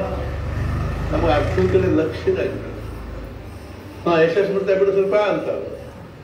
ಏನದು ಯಶಸ್ಮೃತ್ಯ? ಏನದ? ಯಸ್ಯ ಸ್ಮೃತ್ಯ, ಯಾರು ಸ್ಮರಣೆ ಮಾಡೋದರಿಂದ, ಚ ಮತ್ತು ನಾಮ ಉಕ್ತ್ಯ, ನಾಮವನ್ನ ಉಚ್ಚಾರ ಮಾಡೋದರಿಂದ, ತಪೋಯಜ್ಞ ಕ್ರಿಯಾದಿಷು ಜಪ ತಪ ಪೂಜಾ ಪಾಠ ಯಜ್ಞ ಸತ್ರ ವರ್ಷಾನುಗಟ್ಟಲೆ ಮಾಡ್ತಕ್ಕಂಥ ಯಜ್ಞದಲ್ಲಿ ಏನಾದರೂ ತಪೋಯಜ್ಞ ಕ್ರಿಯಾದಿಷು ನ್ಯೂನಂ ಸಂಪೂರ್ಣತಾ ವ್ಯಾತಿ, ಅದು ಏನಾದರೂ ನ್ಯೂನತೆ ಆಗಿದ್ರೆ ನಾವು ಭಗವಂತನ ನಾಮಸ್ಮರಣೆ ಮಾಡಿದ್ರೆ ಆ ನ್ಯೂನತೆ ಎಲ್ಲ ತುಂಬ್ಕೊಂಡ್ಬಿಡ್ತೇವೆ. ನ್ಯೂನಂ ಸಂಪೂರ್ಣತಾಂ ಯಾತಿ ಸದ್ಯೋ ವಂದೇ ತಮಚ್ಯುತಂ. ಅಂಥ ಒಂದು ಆ ಭಗವಂತನಿನ ನಮಸ್ಕಾರ ಮಾಡ್ತೀನಿ ಅಂತ. ಅಸ್ಮಿನ್ ಕರ್ಮಣಿ, ಈ ಯಜ್ಞದಲ್ಲಿ, ಈ ಪೂಜೆಯಲ್ಲಿ, ಈ ಪಾರಾಯಣದಲ್ಲಿ ಮಂತ್ರ ತಂತ್ರ ಸ್ವರ ಲೋಪದೋಷ ಪ್ರಾಯಶ್ಚಿತ್ತಾರ್ಥಂ, ಇಡೀ ಒಂದು ವರ್ಷಗಟ್ಟಲೆ ಮಾಡಿರ್ತಕ್ಕಂಥ ಯಜ್ಞದಲ್ಲಿ ಏನಾದರೂ ಮಂತ್ರ ತಂತ್ರ ಸ್ವರ ಇತ್ಯಾದಿಗಳ ತಪ್ಪಿದ್ರೆ ಅದಕ್ಕಾಗಿ ಪ್ರಾಯಶ್ಚಿತ್ತ ಏನು ಅಂದ್ರೆ ನಾಮತ್ರಯ ಮಹಾಮಂತ್ರ ಜಪಮಹಂ ಕರಿಷ್ಯೆ. ಒಂದು 3 ಸಲ ನಾಮವನ್ನು ಉಚ್ಚಾರ ಮಾಡಿದ್ರೆ ಅದರೊಳಗಿನ ಪ್ರಾಯಶ್ಚಿತ್ತ ದೋಷಗಳ ನಿವೃತ್ತಿ ಆಗಿದೆ. ಅಂದ್ಬಿಟ್ಟು ನಾಮದಲ್ಲಿ ಎಂಥ ಶಕ್ತಿ ಇರ್ಕೋ. ನಾ ಯಾಕೆ ಹೇಳಿ ಕತ್ತೀನಿ ಅಂದ್ರೆ, ಅದನ್ನ ಸತ್ಪುರುಷರು ಸಮಾಜದಲ್ಲಿ ಅವತಾರ ಮಾಡಿ ಬರೋದು ಅನ್ನುವಂಥದ್ದು. ಈ ಭಾರತದಲ್ಲಿ ಅನೇಕ ಜನ ಸತ್ಪುರುಷರಾಗಿ ಒಬ್ಬರು ಮಹಾನ್ ಸತ್ಪುರುಷರಾಗಿ ಹೋದರು. ಆದ್ರೆ ಪ್ರತಿಯೊಬ್ಬ ಸತ್ಪುರುಷರು ತಮ್ಮದೊಂದು ಪರಂಪರೆ ಸಂಪ್ರದಾಯ ಗುರು ಅರ್ಥಾತ್ ಗುರು ಪರಂಪರೆ ಇತ್ಯಾದಿಗಳ ಅನುಸಾರವಾಗಿ ಯಾವ ಸಾಧನೆಯನ್ನು ಅವರು ಸ್ವೀಕಾರ ಮಾಡಿ ಅದರಲ್ಲಿ ಪರಾಕಾಷ್ಠೆಯ ಒಂದು ಅನುಭವವನ್ನು ಪಡ್ಕೊಂಡಿರ್ತಾರೋ ಅದನ್ನು ತಮ್ಮ ಕಡೆಗೆ ಬರ್ತಕ್ಕಂಥ ಜಿಜ್ಞಾಸುಗಳಿಗೆ ಉಪದೇಶ ಮಾಡಿ. ಆದ್ರೆ ಮಹಾರಾಜರು ಹೆಂಗಿತ್ತು ಅಂದ್ರೆ, ಎಂಥ ಭಾಗ್ಯನ ನಂಬುದು ಖರೆ ಅಂದ್ರು. ಎಷ್ಟು ಸರಳವಾಗಿ ನಮ್ಮನ್ನ ಅರ್ಥಾತ್ ಯೋಗದಿಂದ ಮುಟ್ಟಬೇಕಾಗಿರ್ತಕ್ಕಂಥದ್ದನ್ನ, ಜ್ಞಾನದಿಂದ ಮುಟ್ಟಬೇಕಾಗಿರ್ತಕ್ಕಂಥದ್ದನ್ನ, ಕರ್ಮದಿಂದ ಮುಟ್ಟಬೇಕಾಗಿರ್ತಕ್ಕಂಥದ್ದನ್ನ, ಯಜ್ಞ ಯಾಗಾದಿಗಳಿಂದ ಮುಟ್ಟಬೇಕಾಗಿರ್ತಕ್ಕಂಥದ್ದನ್ನ ಕೇವಲ ನಾಮಸ್ಮರಣೆಯಿಂದ ಮುಟ್ಲಿಕ್ಕೆ ಶಕ್ಯದ ಅನ್ನುವಂಥ ದಿವ್ಯವಾಗಿರ್ತಕ್ಕಂಥ ತಮ್ಮ ಸ್ವಾನುಭವ ಸಿದ್ಧವಾಗಿರೋ ಒಂದು ವಿಚಾರಗಳನ್ನು ನಮಗೆ ತಿಳಿಸಿ ಎಷ್ಟೊಂದು ಕಳಕಳಿಯಿಂದ ಹೇಳ್ತಾರೆ ಅಂದ್ರೆ, ಮಹಾರಾಜರು ಒಂದ್ಸಲ ಹೇಳಿದ್ರು, ನಾನು ಅಗ್ನಿ ಕಳಕಳಿಯಿಂದ ಹೇಳ್ತೀನಿ ನಾಮಸ್ಮರಣೆ ಮಾಡಿ. ಮಹಾರಾಜರು ನಮಗೆ ಕೇಳಿದ್ರು, ಜಪ ಎಷ್ಟು ಮಾಡಬೇಕು?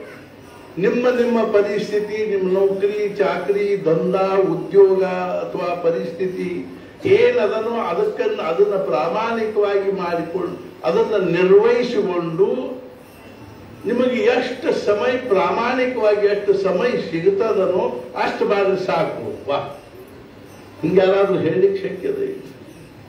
ಮಹಾರಾಜರು ಜನ್ಮಾಲ ಆಲೋ ಮನೊಂದು 24 ತಾಸು ಜಪ್ತಾರ.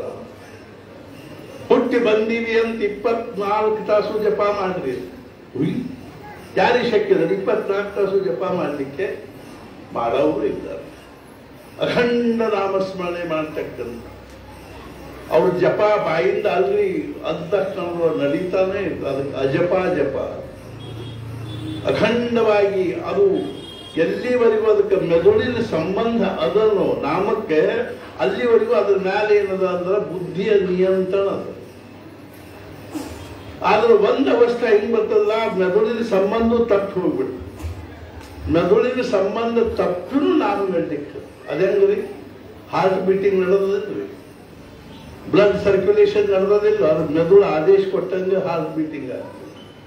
ದೈಹಿಕ ಕ್ರಿಯಾನ ಆಗಿಬಿಡ್ತಿಲ್ಲ ಅದು, ಅರ್ಥಾತ್ ಡೈಜೆಸ್ಟಿಂಗ್ ಸಿಸ್ಟಮ್ ಹೆಂಗೋ ಹಂಗೆ ನಾಮ ಅನ್ನೋದು ನಮ್ಮ ದೇಹದೊಳಗಿನ ಒಂದು ಅವಿಭಾಜ್ಯ ಸಿಸ್ಟಮ್ ಆಯಿತು.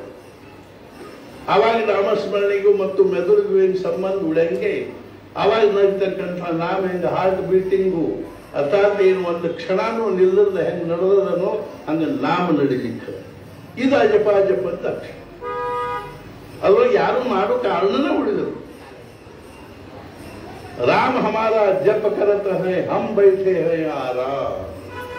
ಒಳಗೆ ರಾಮ ಅಖಂಡವಾಗಿ ತಂದು ಜಪ ಮಾಡ್ಲಿಕ್ಕೆ, ನಾವು ಮಾಡಬೇಕಾಗಿರೋ ಜಪ ಮಾಡ್ಲಿಕ್ಕೆ ನಾವು ಆರಾಮ್ ಕೂತೀವಿ. ಭಾಗ್ಯದಲ್ಲಿ ನಮ್ಮದು ನಿಜವಾಗಿಯೂ ಸಮಾಜದ ಭಾಗ್ಯದ ಮಹಾರಾಜರು ಎಷ್ಟೊಂದು ಕಳಕಳಿಯಿಂದ ಹೇಳಿದರು. ಮಹಾರಾಜ ಹೇಳಿದರು, ಜನ್ಮಾಲ ಆಲೋಮನ ಶೋಭಿಸ್ತಾರೆ. ನಾವು ಹುಟ್ಟಿ ಬಂದಿರೋದೇ ನಾಮಸ್ಮರಣೆ ಮಾಡೋದು, ನಾವು ಹುಟ್ಟಿ ಬಂದಿರೋದೇ ಭಗವಂತನ ಪ್ರಾಪ್ತಿ ಮಾಡಿಕೊಳ್ಳಿಕ್ಕಾಗಿ. ಉಳಿದು ಮಾಡಿದ್ದೆಲ್ಲಾನು ತಪ್ಪು ತಪ್ಪು ತಪ್ಪು. ಮಹಾರಾಜ ಹೇಳಿ ಒಂದು ನಾಮ ಬಿಟ್ಟು ಉಳಿದದ್ದೆಲ್ಲ ವಿಷಯ. ನಾವು ನಾಮ ಬಿಟ್ಟು ಮಾಡಿದ್ದೆಲ್ಲ ಏನದನ್ನು ಒಂದು ದೃಷ್ಟಿಯಿಂದ ನಮ್ದು ಅಪರಾಧನ. ನಮಗೇನೂ ಮಾಡುವ ಅವಶ್ಯಕತೆ ಇಲ್ಲ ಈ ಪ್ರಪಂಚದೊಳಗೆ. ಮಹಾರಾಜ ಹೇಳಿ ಗಪ್ಚಿಪ್ ಕೂತ್ಕೊಂಡು ಭಗವಂತ ನಾಮಸ್ಮರಣೆ ಮಾಡ್ಕೋತ ಕೂಡ್ರಿ, ಸ್ವತಃ ಭಗವಂತ ಬಂದು ನಿಮಗೆ ಅಡಿಗೆ ಮಾಡಿ ಊಟಕ್ಕೆ ಹಾಕ್ತಾರೆ. ಆಗ ಮನುಷ್ಯನಾಗ 108 ವಾಸನ, 108 ಮಹತ್ವಾಕಾಂಕ್ಷ, ದೇಹ ಬುದ್ಧಿ ಸಾಕಾರ ಮೂರ್ತಿಮಂತ ಅಗದಿ ಏನು ಕಾನ್ಸಂಟ್ರೇಟೆಡ್ ದೇಹ ಭಾವದಲ್ಲಿರ್ತಕ್ಕಂಥ ನಮಗೆ 108 ವಾಸನೆಗಳು, ವಿಚಾರಗಳು, ವಿಕಲ್ಪಗಳು, ಅರ್ಥಾತ್ ಮಹತ್ವಾಕಾಂಕ್ಷೆಗಳು ಇಲ್ಲದ ಸಲ್ಲದ ಎಲ್ಲ ಒಂದೇನು ಒಂದು ತುಂಬಿಕೊಂಡ ನಮ್ಮ ತಲೆಯಾಗ ಕಂಬಳ ಕೂಡ್ಲಿಕ್ಕೆ ಎಲ್ಲ. ಮಹಾರಾಜ ಹೇಳಿದ್ರು, ವಿಚಾರದ ಭೂಮಿಕಾ ಬಹಳ ಕೆಳಗಿಂದದ, ನಾಮದ ಭೂಮಿಕಾ ಅದ್ರ ಮ್ಯಾಲಿಂದ. ವಿಚಾರಗಳ ಭೂಮಿಕಾ ಶಾಂತ ಆದಾಗ ನಾಮದ ಭೂಮಿಕಾದಲ್ಲಿ ಪ್ರವೇಶ. ಇವತ್ತು ನಾವು ಅಖಂಡವಾಗಿ ವಿಚಾರದ ಭೂಮಿಕಾದಲ್ಲಿರುವುದರಿಂದಾಗಿ ನಾಮದ ಭೂಮಿಕಾ ನಮ್ಮ ತಲೆಯಾಗ ಉಳಂಗೆ. ಹಿಂಗ ತಗೊಳ್ಕೋತಿದ್ದ ನಮ್ಮ ಮನಸ್ಸು ಜಪ್ಪಿದು ಜರದಿದ್ದ ನಾಮಸ್ಮರಣೆ ಇದು ಪ್ರಪಂಚದ ವಿಚಾರಗಳ ಕಡೆಗೆ ಹೋಗ್ಬಿಡ್ತದ. ಹೆಂಗ ಹರ್ಕೊಂಡು ಹೋಗ್ತೀವಿ ಅಂದ್ರೆ ಎಷ್ಟೊತ್ತಿನ ಮೇಲೆ ನಮಗೆ ಅನಿಸ್ತು, ಹೋಗಿ ಕೈಯ ಜಪ ಮಾಡ್ಲಿಕ್ಕೆ. ಆದ್ರೆ ಈ ವಿಚಾರದಿಂದ ಎಂದೆಂದೂ ಜೀವನದ ಪ್ರಶ್ನೆ ಬಗೆಹರಿಯಂಗಿಲ್ಲ. ದೇಹ ಬುದ್ಧಿ ವಿಚಾರ ಏನಂದ್ರೆ ಅದು ಅಜ್ಞಾನದ ವಿಚಾರ. ದೇಹ ಬುದ್ಧಿಯ ವಿಚಾರ ಕ್ಷುದ್ರವಾದ್ದು, ಸಂಕುಚಿತವಾದ್ದು, ಸ್ವಾರ್ಥಪೂರ್ಣವಾದ್ದು, ಮಲಿನವಾಗಿರ್ತಕ್ಕಂಥ ವಿಚಾರದಿಂದ ಜೀವನದ ಪ್ರಶ್ನೆ ಬಗೆಹರಿಯಂಗಿಲ್ಲ. ಇದಕ್ಕಾಗಿ ಏನ್ ಬೇಕು ಅಂದ್ರೆ ಶುದ್ಧವಾದ ಬುದ್ಧಿಯಿಂದ ಮಾಡತಕ್ಕಂಥ ವಿಚಾರನೇ ನಮಗೆ ಸಮಾಧಾನ ಕೊಡುವಂಥ. ಈ ವಿಚಾರ ಎಲ್ಲಿವರೆಗೂ ಶಾಂತ ಆಗುವುದಿಲ್ಲ ಅಲ್ಲಿವರೆಗೂ ನಮಗೆ ಸಮಾಧಾನ. ಆದ್ದರಿಂದ ನಿರ್ವಿಚಾರ ವೈಶಾರದ್ಯ ಅಧ್ಯಾತ್ಮ ಪ್ರಸಾದ. ನಿರ್ವಿಚಾರ ಆಗುವುದರೊಳಗೆ ನಾವು ವಿಚಾರದ ಎಕ್ಸ್ಪರ್ಟ್ ಆದ್ರೆ ಮಾತ್ರ ಅಧ್ಯಾತ್ಮದ ಅನುಭವ ಬರುತ್ತೆ. ಲೋಕಮಾನ್ಯ ತಿಲಕರು ಅರ್ಥಾತ್ ಏನು ಅಂದ್ರೆ ಮಂಡಾಲೆ ಜೈಲಿನಲ್ಲಿ 6 ವರ್ಷ ಇದ್ದರು. ಚಂದಾವರ್ಕರ್ ಅಂತ ತಿಳ್ಕೊಂಡು ನಮ್ಮ ಭಾರತೀಯ ಜಡ್ಜ್ ಏನ್ ಮಾಡಿದ್ದಾರೆ, ಮುಂಬೈ ಹೈಕೋರ್ಟ್ ನಲ್ಲಿ ಅವ್ರಿಗೆ 6 ವರ್ಷ ಮಂಡಾಲೆ ಜೈಲಿನ ಶಿಕ್ಷಾ ಕೊಟ್ಟಿದ್ರು ಬ್ರಿಟಿಷರ ಪರವಾಗಿ. ಆ ಬ್ರಿಟಿಷರು ಏನ್ ಮಾಡ್ತಿದ್ರು, ಭಾರತೀಯರು ಹೆಗಲ ಮೇಲೆ ಬಂದೂಕಿಟ್ಟು ಭಾರತೀಯರನ್ನ ಹೊಡಿತಿದ್ರು. ಆದ್ರೆ ಈ ಚಂದಾವರ್ಕರ್ನಂತ ಮಹಾನ್ ಅರ್ಥಾತ್ ಮಾತಾಡುವ ಕಣ್ಣೀರ್ ತಂದು ಹೇಳಿದ ಏನು ಅಂದ್ರೆ ನನ್ನ ದುರ್ದೈವ ಅಂತ. ನಾ ಅಂಥ ಮನುಷ್ಯನಿಗೆ 6 ವರ್ಷ ಮಂಡಾಲೆ ಜೈಲ್ ಕಾರಾಗೃಹ ವಾಸವನ್ನು ಕೊಡಬೇಕಾಗಿ ಬಂತು ನನ್ನ ದುರ್ದೈವ. ಅದಕ್ಕಿಂತ ಸುಮ್ಮನೆ ನಾನು ರಾಜೀನಾಮೆ ಕೊಟ್ಟು ಅಂಥ ಮನುಷ್ಯನಿಗೆ ನಾನು ಜೈಲು ಶಿಕ್ಷೆ ಕೊಡಂಗಿಲ್ಲ ಅಂದಿದ್ರೆ ಅವ್ನು ಕೊಳ್ಳಾಗ ಬಾಲಿ ಹಾಕಿ ಅವ್ನು ಮೆರವಣಿಗೆ ಮಾಡಿಕೊಂಡು ತಗೊಂಡು ಇರ್ಬಾರ್ದು. ನಮ್ಮ ಭಾರತೀಯರ ದುರ್ದಶನ ಇಂತ. ಅರ್ಥಾತ್ ಅವರು 6 ವರ್ಷ ಅಲ್ಲಿ ಇದ್ದಿರೋ ಪದ್ಧತಿ ನೀವು ಸ್ವಲ್ಪ ನೋಡಿ ತೆಗೆದದಲ್ಲ. ನಾವು ಯಾವಾಗಲೂ ಸ್ವಲ್ಪ ಇಲ್ಲ ಸ್ವಲ್ಪ ಪ್ರತಿ ದಿವಸ ಯಾವ್ದಾದ್ರೂ ಒಬ್ರು ಒಳ್ಳೆ ದೊಡ್ಡ ಮನುಷ್ಯಂದು ವಿಚಾರಗಳನ್ನು ಸ್ವಲ್ಪ ಇಲ್ಲ ಸ್ವಲ್ಪ ನಮಗದ ದಾರಿ ದೀಪ ಆಗ್ತದೆ, ಮಾರ್ಗದರ್ಶಕ ಆಗ್ತದೆ. ಎಷ್ಟರೇ ಕಷ್ಟ ಅನುಭವಿಸಿದ್ರು ಅಂದ್ರೆ ಅವ್ರು ಹೋಗು ಮುಂದೆ ಆ ಜಡ್ಜಿ ಕೇಳಿ ಅಂದ, ಕೊನೆಯದಾಗಿ ನಿಮ್ದು ಏನಾದ್ರೂ ಒಂದು ವೈಯಕ್ತಿಕ ಇಚ್ಛಾ ಇದ್ರೆ ಹೇಳಿ ನಾವು ಪೂರ್ಣ ಮಾಡ್ತೀವಿ. ಅವಾಗ ಅವ್ರು ಹೇಳಿ, ನನಗೆ ಯಾವ ಇಚ್ಛಾನೂ ಇಲ್ಲ, ನನಗೊಬ್ಬ ಬ್ರಾಹ್ಮಣ ಅಡಿಗೆ ಬೇಕು. ಲೋಕಮಾನ್ಯ ತಿಲಕರಿಗೆ ನಮ್ಮ ಭಾರತೀಯ ಸನಾತನ ವೈದಿಕ ಸಂಸ್ಕೃತಿಯ ಒಂದು ಅಭಿಮಾನ ಎಷ್ಟಿತ್ತು ಅಂದ್ರೆ ಅವರು ಪ್ರತಿ ದಿವಸ ಮಡಿ ಊಟಗೊಂಡೇ ಊಟಕ್ಕೆ ಏನಂದ್ರೆ ನಮ್ಮಲ್ಲಿ ಅಂತ ಭಾರತೀಯ ಸಂಸ್ಕೃತಿಯ ಸಂಕೇತವನ್ನು ಹೇಳ್ತಕ್ಕಂಥ. ನಾನು ಮೊನ್ನೆ ಒಂದ್ಸಲ ಒಂದು ಪ್ರವಚನದಾಗ ಹೇಳಿದೆ, ಅವ್ರಿಗೆ ಪಳ ಎಲ್ಲ ಒಂದ್ ಎರಡು ಗುಂಡುಗಡಿ ಅಂತ ಕಟ್ಕೊಂಡಿರ್ತಾರೆ ನೋಡ್ರಿ, ಅವ್ ಕಿವ್ಯಾ ಹಾಕೋತಾರಲ್ಲ, ಅವಕ್ಕೆ ಏನಂತ ಗೊತ್ತಿಲ್ಲ, ಮೊಬೈಲಿಗೆ ಜೋಡಿಸಿದ್ದು ಏನೋ ಇರ್ತಾವು. ಅವನಿಗೆ ಇಲ್ಲಿ ಎರಡು ಕೂಚ್ ಹಾಕ್ಬಿಟ್ಟು ಒಂದು ಲಾಕೆಟ್ ಹಾಕೋಕೆ ನಮಗೆ ನಾಚಿ ಬರ್ತದ, ನಮಗೆ ಸಂಕೋಚ ಆಗ್ತದ. ಕೊಳ್ಳಾಗ ಅದು ಕರಿ ವಯರ್ ಕಟ್ಕೊಂಡು ಅಡ್ಡಾಡ್ಲಿಕ್ಕೆ ನಮ್ಗೆ ಏನೂ ಅನಿಸ್ತು. ಎಂಥ ಶೋಕಾಂತಿಕ ಅದು ನಮ್ಮ ಭಾರತೀಯ ಸಂಸ್ಕೃತಿ. ಅದು ಅಗದಿ ಎಷ್ಟು ಅಭಿಮಾನ ಕೊಳ್ಳ ಜೋತಾ ಇರ್ತದ. ಒಂದು ಮಹಾರಾಜರ ಒಂದು ಕೊಳ್ಳಾಗ ಒಂದು ಇದ್ರ ಲಾಕೆಟ್ ಹಾಕೊಳ್ರಿ, ಒಂದು ಪಾಪ ಎಂದಾದ್ರು ಹಿಂಗೆ ಕಣ್ಣಿಗೆ ಅಂತ ಕಣ್ಣಿಗೆ ಹಚ್ಚಿಕೊಳ್ಳಿ ಬರುವಂಗ ಅದು ನಮಸ್ಕಾರ ಮಾಡ್ಲಿಕ್ಕೆ ಬರುವಂಗೆ ಏನಾದ್ರೂ ನನ್ನ ಸದ್ಗುರು ನನ್ನ ಹೃದಯದ ಮೇಲೆ ವಿರಾಜಮಾನ ಆಗಲಿ ಅನ್ನುವಂಥ ಭಾವನಾದಿಂದ ಒಂದು ರಾಕೆಟ್ ಹಾಕೊಡ್ರಿ ಅಂದ್ರೆ ಏನ್ ಬಿಡ್ರಿ ಅಸಹ್ಯ ಅನಿಸ್ತದೆ. ಇವನ್ ಕೊಳ್ಳ ಜೋತಾ ಅಡ್ಡಾಡ್ಲಿಕ್ಕೆ ಅಸಹ್ಯ ಅನ್ಸಂಗಿಲ್ಲ. ಎಂಥ ನಮ್ಮ ಪರಿಸ್ಥಿತಿ. Taylor's and barbers make man ಅಂತ ಆಗ್ಬಿಡ್ತದೆ. ಹಜಾಮರು ಮತ್ತು ಸಿಂಪಿಯಾರು ಹೆಂಗ್ ತಲೆ ಬೋಳಿಸ್ತಾರೋ ಅದು ಫ್ಯಾಷನ್ನು, ಆ ಸಿಂಪಿಯಾರು ಎಂಥ ಬಟ್ಟಿ ಹೊಲಿದ್ಕೊಳ್ತಾರೋ ಅದು ಫ್ಯಾಷನ್. ಅವಕ್ಕೆ ತಿಳಿದಂಗೆ ಅವು ಹೊಲಿತಾವ. ಒಂದ್ ಕಡೆ ಗಿಡ್ಡ ಮಾಡ್ತಾರ, ಒಂದ್ ಕಡೆ ಯಂತ್ರ ಮಾಡ್ತಾರ, ಒಂದ್ ಕಡೆ ಕೆಳಗಿಳಿಸ್ತಾರ, ಒಂದ್ ಕಡೆ ಮ್ಯಾಲೆ ಎಬಸ್ತಾರ. ಇವು ಅವ್ನು ಹಾಕೊಂಡು ಹಿಂಗೆ ಅಗದಿ ಸುಶಿಕ್ಷಿತಲ್ಲಿ ಇವು. ಅವ್ ಹಜಾಮ್ರ ಮೊನ್ನೆ ಒಂದ್ಸಲ ನಾವು ಎಲ್ಲೋ ಇದಕ್ಕೆ ಬೆಂಗಳೂರಿಗೆ ಹೋಗಿದ್ವಿ, ಒಬ್ರ ಮನೆಯಾಗಿದ್ವಿ, ಕಾಳೆ ಅವ್ರ ಮನೆಯಾಗಿದ್ವಿ. ಎದುರಿಗೆ ಒಂದು ಸಲೂನ್ ಇತ್ತು. ನಮಗೂ ಜಿಜ್ಞಾಸ ಆಯ್ತು, ನೋಡಿರ್ಬೋದು ಒಳಗೆ ಹೆಂಗದ ಅಂತ. ಅವಿಟ್ಟು ಮುಂಜಾನೆ 7 ಗಂಟೆಗೆ ಬಂದು ಕಸ ಹೊಡಿಕತ್ತಿದ್ದ ಹುಡುಗ. ನಾನು ಹಂಗ ಒಳಗೆ ಹೋದೆ.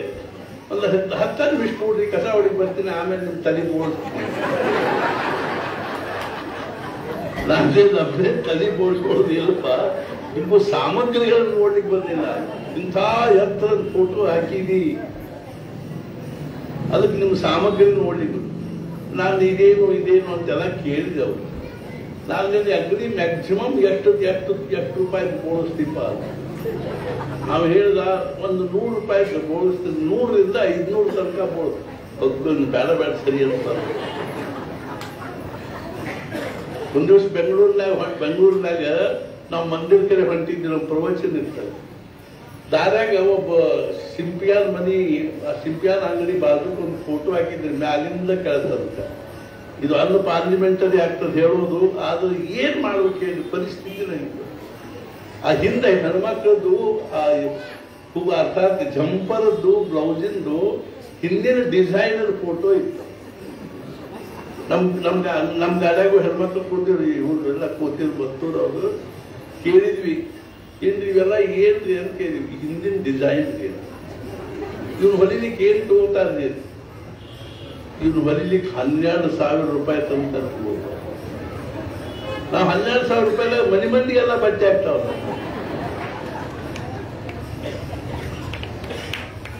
ಇಷ್ಟಿಷ್ಟು ನಾವು ಹಿಂದೆ ಹಗ್ಗ ಜೋತಾಡ್ಸೋದು ಅಡ್ಡಾಡೋದು, ದಾರ ಕಟ್ಕೊಂಡು ಅದಕ್ಕೊಂದು ಬಂಡೆ ಕಟ್ಕೊಂಡು ಅಡ್ಡಾಡ.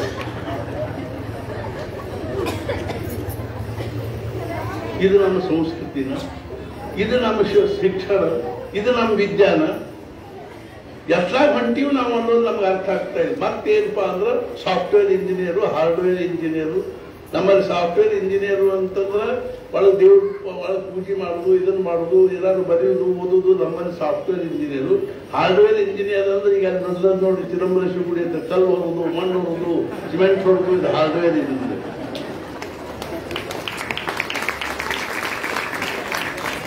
ಒಂದ್ಸಲ ಬೆಂಗಳೂರಾಗ ಒಂದು ಸಾಫ್ಟ್ವೇರ್ ಇಂಜಿನಿಯರಿಂಗ್ ಕಂಪನಿ ಒಳಗೆ ಸುಮಾರು ಒಂದು 85 ಅಲ್ಲಿದ್ರಲ್ಲಿ ಅವರು ಇಂಜಿನಿಯರ್ಗಳು ಅವ್ರ ಮುಂದೆ 1.5 ತಾಸು ನಾನು ಪ್ರವಚನ ಮಾಡಿದ್ರೆ ಅಷ್ಟು ಗಾಬರಿಯಾಗಿ ತಲೆ ಗರಂ ಬಂದು ನಾವು ಇಂಥ ಭಾಷಾ ಕೇಳಿದ್ರಿ, ಇಂಥ ಶಬ್ದ ಕೇಳಿಲ್ಲ, ಇಂಥ ವಿಚಾರ ಕೇಳಿದ್ರೆ ನಿಮ್ ತಲೆ ನೀವೇನ್ ತಲೆ ಕೇಳ್ತೀವಿ. ನಮ್ಗೆ ಸಂಸ್ಕೃತಿ ಕಡೆ ಲಕ್ಷ್ಯ ಇಲ್ವಾ? ನಾ ಯಾಕೆ ಹೇಳಿಕತ್ತೀನಿ ಅಂದ್ರೆ ಸತ್ಪುರುಷನ ಜೀವನದ ಮೂರ್ತಿಮಂತ ದಿವ್ಯತೆಯ ಭಾವನೆ, beautiful synthesis of human and divine, ಮಾನವೀಯ ಹಾಗೂ ದೈವಿ ಭಾವಗಳ ಒಂದು ಸುಂದರ ಸಮುಚ್ಚಯ ಅಂದ್ರೆ ಸತ್ವ. ಮಂಡಾಲೆ ಜೈಲಿನಲ್ಲಿ 6 ವರ್ಷ. ಅರ್ಥಾತ್ ಒಬ್ರು ಕೇಳಿದ್ರೆ ನೀವು ಮಡಿ ಉಟ್ಕೊಂಡು ಕೂಡ್ತೀರಿ, ನಾವು ಖರೆ ಬಡಸವರು ಪ್ಯಾಂಟು ಚಪ್ಪಲು ಹಾಕೊಂಡು ಬಡಿಸ್ತಾರೆ, ನೀವು ಮಡಿ ಉಟ್ಕೊಂಡು ಕೂತು ಉಪಯೋಗ ಏನು? ಅವ್ರು ಹೇಳಿದ್ರು ಬೇಕಾದಂಗೆ ಬಳಸುವಲ್ರಕ್ಕ. ಅವರು ಉಣ್ಣಾವ್ ನಾನಿದ್ದೀನಿ, ನಾ ಹೆಂಗ್ ಉಣಬೇಕು ಅನ್ನೋದು ನನಗೆ ಬಿಟ್ಟ ವಿಷಯ. ನಾ ಮಡಿ ಉಟ್ಕೊಂಡ ಲಂಡನ್ಗೆ ಹೋದ್ರು ಸಹಿತ ಅಲ್ಲಿ ಮಡಿ ಉಟ್ಕೊಂಡು ಊಟ ಮಾಡಿ. ಮದನ್ ಮೋಹನ್ ಮಾಲ್ವೀಯರು ಮಹಾಮನ ಅಂತಿದ್ರು, ದೊಡ್ಡ ಮನಸ್ಸಿನವರು. ಅವ್ರೇನ್ ಮಾಡಿದ್ರು, ಲಂಡನ್ಗೆ ಹೋಗ್ಬೇಕಾದ್ರೆ 2 ಹಂಡೆ ತುಂಬಾ ಗಂಗಾಜಲ ತಗೊಂಡು ಹೋಗಿದ್ರು ಹಳಗಡೆ. ಅದೇ ಗಂಗಾಜಲ್ ಏನ್ ಮಾಡೋದು, ಸಂಧ್ಯಾ ವಂದನೆ ಮಾಡಲಿ. ವಾ, ಏನ್ ನಿಷ್ಠ ಆದಂತ. ನಮ್ಮ ಹಣಿ ಮೇಲೆ ಒಂದು ಗಂಧ ಹಚ್ಚುವಳಿಕೆ ದಾಸಿಗಲ್ಲ. ನಾವು ಒಂದ್ಸಲ ಪುಣೆಗೆ ಹೋದಾಗ ಒಬ್ರು ಅಂದ್ರು, ಇಲ್ಲಿ ನಮ್ಮ ಗೋದಾವರಿ ಹೋಗಿದ್ ಬಾಕಿ ಎಲ್ಲ ಚಲೋ ಅನ್ನಿಸ್ತದ. ಅದು ಮುಂಚೆ ಒಂದು ಅರ್ಥಾತ್ ಕೆಲವು ದಿವಸಗಳ ವರ್ಷಗಳ ಹಿಂದೆ ಅಂಗಿಯೂ ಕಾಲ ಊಟ ಕೂಡಂತಾದ್ರೆ ಅದು ನಮಗೆ ಸೇರಂಗಿಲ್ಲ, ನಮಗೆ ಅಸಹ್ಯ ಅನಿಸ್ತದೆ. ನಾಂದು ಯಾವ ಮಹಾತ್ಮ ಲಂಗೋಟಿ ಹಾಕೊಂಡು ಕೂತಾನೋ ಅವ್ನ ಮುಂದೆ ನಿಮಗೆ ಅಂಗೀಕಾರ ಕೂಡಿಗೆ ನಾಚಿಕೆ ಅನಿಸ್ತದ. ಅರ್ಥಾತ್ ಇಷ್ಟು ನೀವು ದೇಹಾಭಿಮಾನ ಬಿಡಂಗಿಲ್ಲ ಅಂದ್ರೆ ಅವ್ರ ಕಡೆಗೆ ಹೋಗ್ಬೇಕು. ಯಾಕೆ ದೇಹಾಭಿಮಾನವನ್ನು ಸಂಪೂರ್ಣವಾಗಿ ನಷ್ಟ ಮಾಡಿಕೊಂಡು 9 ತಿಂಗಳಲ್ಲಿ ತುಕಾಮಾಗಿ ಹೇಳ್ತಕ್ಕಂಥ ಪ್ರತಿಯೊಂದು ಆಜ್ಞಾ ಪಾಲನೆ ಮಾಡಿ ತಮ್ಮ ದೇಹಾಭಿಮಾನವನ್ನು ಸರ್ವಸ್ವ ಅರ್ಥಾತ್ ಏನು ಕಳ್ಕೊಂಡು ಮೂರ್ತಿಮಂತ ಬ್ರಹ್ಮ ಆಗಿರೋ ವಿಷಯವನ್ನು ಅಂಥ ಮಹಾತ್ಮನ ಮುಂದೆ ನಮಗೊಂದು ಅಂಗೀಕಾರ ಊಟಕ್ಕೆ ಕೂಡಬೇಕು ಅಂದ್ರೆ ಎಷ್ಟೋ ಮಂದಿ ಎದ್ದು ಹೋಗ್ತಾರೆ, ನಾವು ನೋಡ್ತೀವಿ. ಅಂಗೀಕಾರ ಊಟಕ್ಕೆ ಕೊಟ್ಟ ಒಳಗೆ ಹೋಗ್ರಿ ಅಂತ. ಅರ್ಥಾತ್ ಏನು ಅಂದ್ರೆ ಇಷ್ಟು ನಮಗೆ ಸತ್ಪುರುಷರ ಸಾನ್ನಿಧ್ಯದಲ್ಲಿ ಸ್ಥಾನದಲ್ಲಿ ನಮಗೊಂದು ಅಂಗೀಕಾರ ಊಟಕ್ಕೆ ಕೂಡಬೇಕು ಅಂದ್ರೆ ನಮ್ಗೆ ಅರ್ಥಾತ್ ನಮ್ಮ ಅಭಿಮಾನಕ್ಕೆ ಧಕ್ಕೆ ಬರ್ತದೆ, ವಲ್ಲ ಅಭಿಮಾನಕ್ಕೆ ಆತಂಕ ಅನಿಸ್ತದೆ ಅಂದಾಗ ನಾವು ಏನ್ ಪರಮಾರ್ಥ ಸಾಧಿಸ್ತೀವಿ, ಏನ್ ಸಮಾಧಾನ ಪಡ್ಕೋತೀವಿ. ಇದಕ್ಕೂ ಅರ್ಥ. ನಾ ಯಾಕೆ ಹೇಳಿಕತ್ತೀನಿ ಅಂದ್ರೆ ಆ ಲೋಕಮಾನ್ಯ ತಿಲಕರು ರಾಜಕಾರಣದಲ್ಲಿದ್ದು ಅವರೆಲ್ಲಾದ್ರೂ ಟ್ರೈನ್ಯಾಗ ಪ್ರವಾಸಕ್ಕೆ ಹೊಂಟಾರ ಅಂತಂದ್ರ ಸ್ಟೇಷನ್ಗಳ ಮೇಲೆ ಜನರು ಭಜನೆ ಮಾಡ್ಕೊಂಡು ಕೂತಿರ್ತಿದ್ರು. ಇವ್ರು ನೋಡಿದ ಕೂಡ ತಿಲಕ್ ಮಹಾರಾಜ್ ಅಂತ ಹೇಳಿ ಇವ್ರಿಗೆ ಬಾಲಿ ಹಾಕ್ತು. ರಾಜಕಾರಣ ಅವ್ರದ್ದು ಏನಾಗಿತ್ತು ಅಂತಂದ್ರೆ ಅವ್ರ ಪಿಂಡ್ ಆಗಿತ್ತು. ಒಂದ್ಸಲ ಮಹಾರಾಜರು ಅವ್ರಿಗೂ ಚರ್ಚೆ ಆದಾಗ ಅವರು ಮಹಾರಾಜರು ಒಂದು ಮಾತೆ, ಮಹಾರಾಜ್ ನಿಮ್ಮಂಥ ಮೇಧಾವಿಗಳು ಪ್ರಜ್ಞಾವಂತರು ಸಂಘಟನೆ ಸಾಮರ್ಥ್ಯ ಇರ್ತಕ್ಕಂಥವ್ರು ರಾಜಕಾರಣದಲ್ಲಿ ಬಿದ್ದಿದ್ರೆ ದೇಶದ ಬಹಳ ಹಿತ ಆಗ್ತಿತ್ತು. ಮಹಾರಾಜರು ಹೇಳಿದ್ರು, ನೀವು ಅನ್ನೋದು ಅಗ್ದಿ ಬರೋಬ್ಬರಿ ಅದು. ಆದರೆ ಏನಲ್ಲ ಪ್ರಾರಬ್ಧದ ವಿಷಯವನ್ನು ನಾವು ಬಾಜೂಕಿಟ್ಟು ಮಾತಾಡೋದು. ನಾನು ಪ್ರಾರಬ್ಧಾನುಸಾರ ಈ ಮಾರ್ಗದಲ್ಲಿ ಬಂದೆ ಅನ್ನೋ ವಿಷಯ ಬಾಜೂಕಿಟ್ಟು ಮಾತಾಡ. ಆದ್ರೆ ನಾನು ಸಣ್ಣವಿದ್ದಾಗ ನನ್ನ ಮನಸ್ಥಿತಿ ಏನಿತ್ತು ಅಂದ್ರೆ ನನಗೆ ಭಗವಂತನ ದರ್ಶನ ಆಗಿದ್ದಿಲ್ಲ ಅಂದ್ರೆ ನಾವು ಬದುಕುಳಿಲಿಕ್ಕೆ ಶಕ್ಯ ಇದ್ದಿದ್ದಿಲ್ಲ. ಆದ್ರೆ ನಾನು ಅನಿವಾರ್ಯವಾಗಿ ಆ ಮಾರ್ಗದಲ್ಲಿ ಮುಂದುವರೆದೆ. ಅರ್ಥಾತ್ ಈ ಮಾತನ್ನು ನೀವು ಒಪ್ತಿಲ್ಲ ಏನು ಅಂದ್ರೆ ಅಧ್ಯಾತ್ಮ ರಾಜಕಾರಣಕ್ಕಿಂತಲೂ ಕಡಿಮೆ ಇದಲ್ಲ ಅನ್ನೋ ಮಾತನ್ನು ನೀವು ಒಪ್ತೀರಿ. ಅದನ್ನ ನೀವು ಅದನ್ನ ಮಾಡ್ರಿ, ನಾ ಇದನ್ನ ಮಾಡ್ತೀನಿ. ವಾ, ಲೋಕಮಾನ್ಯ ತಿಲಕರಿಗೆ ನಮಸ್ಕಾರ ಮಾಡಿ. ಇದಲ್ಲ ಯಾಕೆ ಹೇಳಿಕತ್ತೀನಿ ಅಂದ್ರ ನಾವು ಸತ್ಪುರುಷರ ಚರಿತ್ರೆ ಓದಿ ಸುಡ್ಗಾಡವು ಏನೇನೋ ಬಂದು ಬಿದ್ದಿರ್ತಾರೆ ಮನ್ಯಾಗ ಮ್ಯಾಗ್ಝಿನ್ಗಳು. ಎಷ್ಟೆಷ್ಟು ದುಡ್ಡು ಕೊಟ್ಟು ಅವ್ನು ತಂದು ಒಪ್ಕೊಂಡಿರ್ತೀವಿ, ಇಂಗ್ಲಿಷ್ನ ಕನ್ನಡ. ನಮ್ಮ ಮನೆ ಒಳಗೆ ಸತ್ಪುರುಷರ ಚರಿತ್ರೆಗಳು ಇರಬೇಕು. ನಾ ಎಷ್ಟೋ ಪ್ರವಚನದಾಗ ಹೇಳಿ, ಆ ಶೋಕೇಸು ಕಂಡಾಪಟ್ಟಿ ದುಡ್ಡು ಕೊಟ್ಟು ಶೋಕೇಸ್ ತಂದಿಟ್ಟಿರ್ತಾರೆ ಅಥವಾ ವಾಡ್ಯಾಗ ಮಾಡಿಸಿರ್ತಾರೆ. ಅದ್ರ ಬರೀ ಕಪ್ಪು ಬಸಿ, ಗ್ಲಾಸು, ಅದು ಇದು ಬಾಂಬಿ ಇಟ್ಟಿರ್ತಾರೆ. ಏನ್ ಮಾಡಿದ್ರೆ ಅವನು ಎಷ್ಟಂತ ಅವನ ಬಾಂಬಿ ಗ್ಲಾಸು ನೋಡ್ಕೊತ ಕೂಡ್ತೇವೆ. ನಾ ಹೇಳಿದ ಆ ಶೋಕೇಶ್ನ ಜ್ಞಾನೇಶ್ವರಿ ಇರ್ರಿ, ಭಗವದ್ಗೀತಾ ಇರ್ರಿ, ಉಪನಿಷತ್ ಇರ್ರಿ, ರಾಮಾಯಣ ಇರ್ರಿ, ಮಹಾಭಾರತ ಇರ್ರಿ, ದಾಸಬೋಧ ಇಡ್ರಿ, ಸತ್ಪುರುಷರು ದಿವ್ಯ ಚರಿತ್ರೆಗಳನ್ನಿಡ್ರಿ. ಆ ಶೋಕೇಶಿಗೆ ಎಷ್ಟು ಮಹತ್ವ ಬರ್ತದೆ ಅಂದ್ರೆ, ಅಕಸ್ಮಾತ್ ನೀವು ಅಂತ ಶೋಕೇಶ್ ನಡಕಿಲ್ಲದೆ ಇಟ್ಟಿದ್ರ ಎಷ್ಟೋ ಭಾವಿಕ ಜನರಿಗೆ ಅನಿಸ್ತದ ಇದಕ್ಕೆ ಒಂದು ಪ್ರದಕ್ಷಿಣೆ ಹಾಕಿ ನಮಸ್ಕಾರ ಮಾಡೋಣ. ನಮ್ಮ ಜೀವನ ಜಿಜ್ಞಾಸ ಇದೆ. ಎಷ್ಟರ ನಮ್ಮ ಮನಸ್ಸು ಬುದ್ಧಿ ಬ್ರೈನ್ ವಾಶ್ ಆಗಿಬಿಟ್ಟದ ಅಂದ್ರೆ ನಮ್ಮ ತಲೆಯಾಗ ಹೋಗುವುದೇ ಇಲ್ಲಿ ವಿಚಾರ.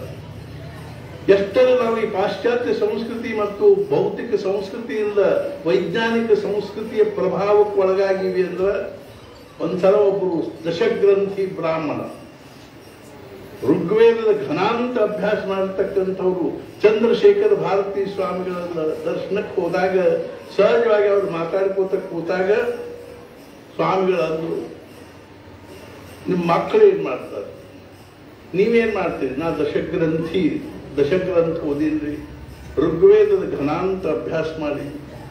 ನಿಮ್ಮ ಮಕ್ಕಳು ಏನ್ ಮಾಡ್ತಾರೆ? ಒಬ್ಬವ ಅಮೆರಿಕಾದಾಗ ಇಂಜಿನಿಯರ್ ಇದ್ದಾನ್ರಿ, ಇನ್ನೊಬ್ಬ ಭಾರತದಲ್ಲಿ ಮುಂಬೈದೊಳಗೆ ಡಾಕ್ಟರ್. ನೀವು ಅವ್ರಿಗೆ ವೇದಾಧ್ಯಯನ ಮಾಡಿಸಿರಿ? ಇಲ್ರಿ, ಮಾಡಿಸಿಲ್ಲ. ಸ್ವಲ್ಪ ಸಣ್ಣವ್ರದಾಗ ಹಿಂಗ ಒಂದೆರಡು. ಮತ್ತೆ ಯಾಕೆ ಮಾಡಿಸ್ಲಿಲ್ಲ? ನೀವಿಂಥ ವಿದ್ವಾನ್ ಅರ್ಥಾತ್ ಮೂರ್ತಿಮಂತ ವೇದ ಆಗಿರಿ ಅಂತ ನೀವು ನಿಮ್ಮ ಮಕ್ಕಳಿಗೆ ವೇದಾಧ್ಯಯನ ಯಾಕೆ ಮಾಡಿದ್ರಿ?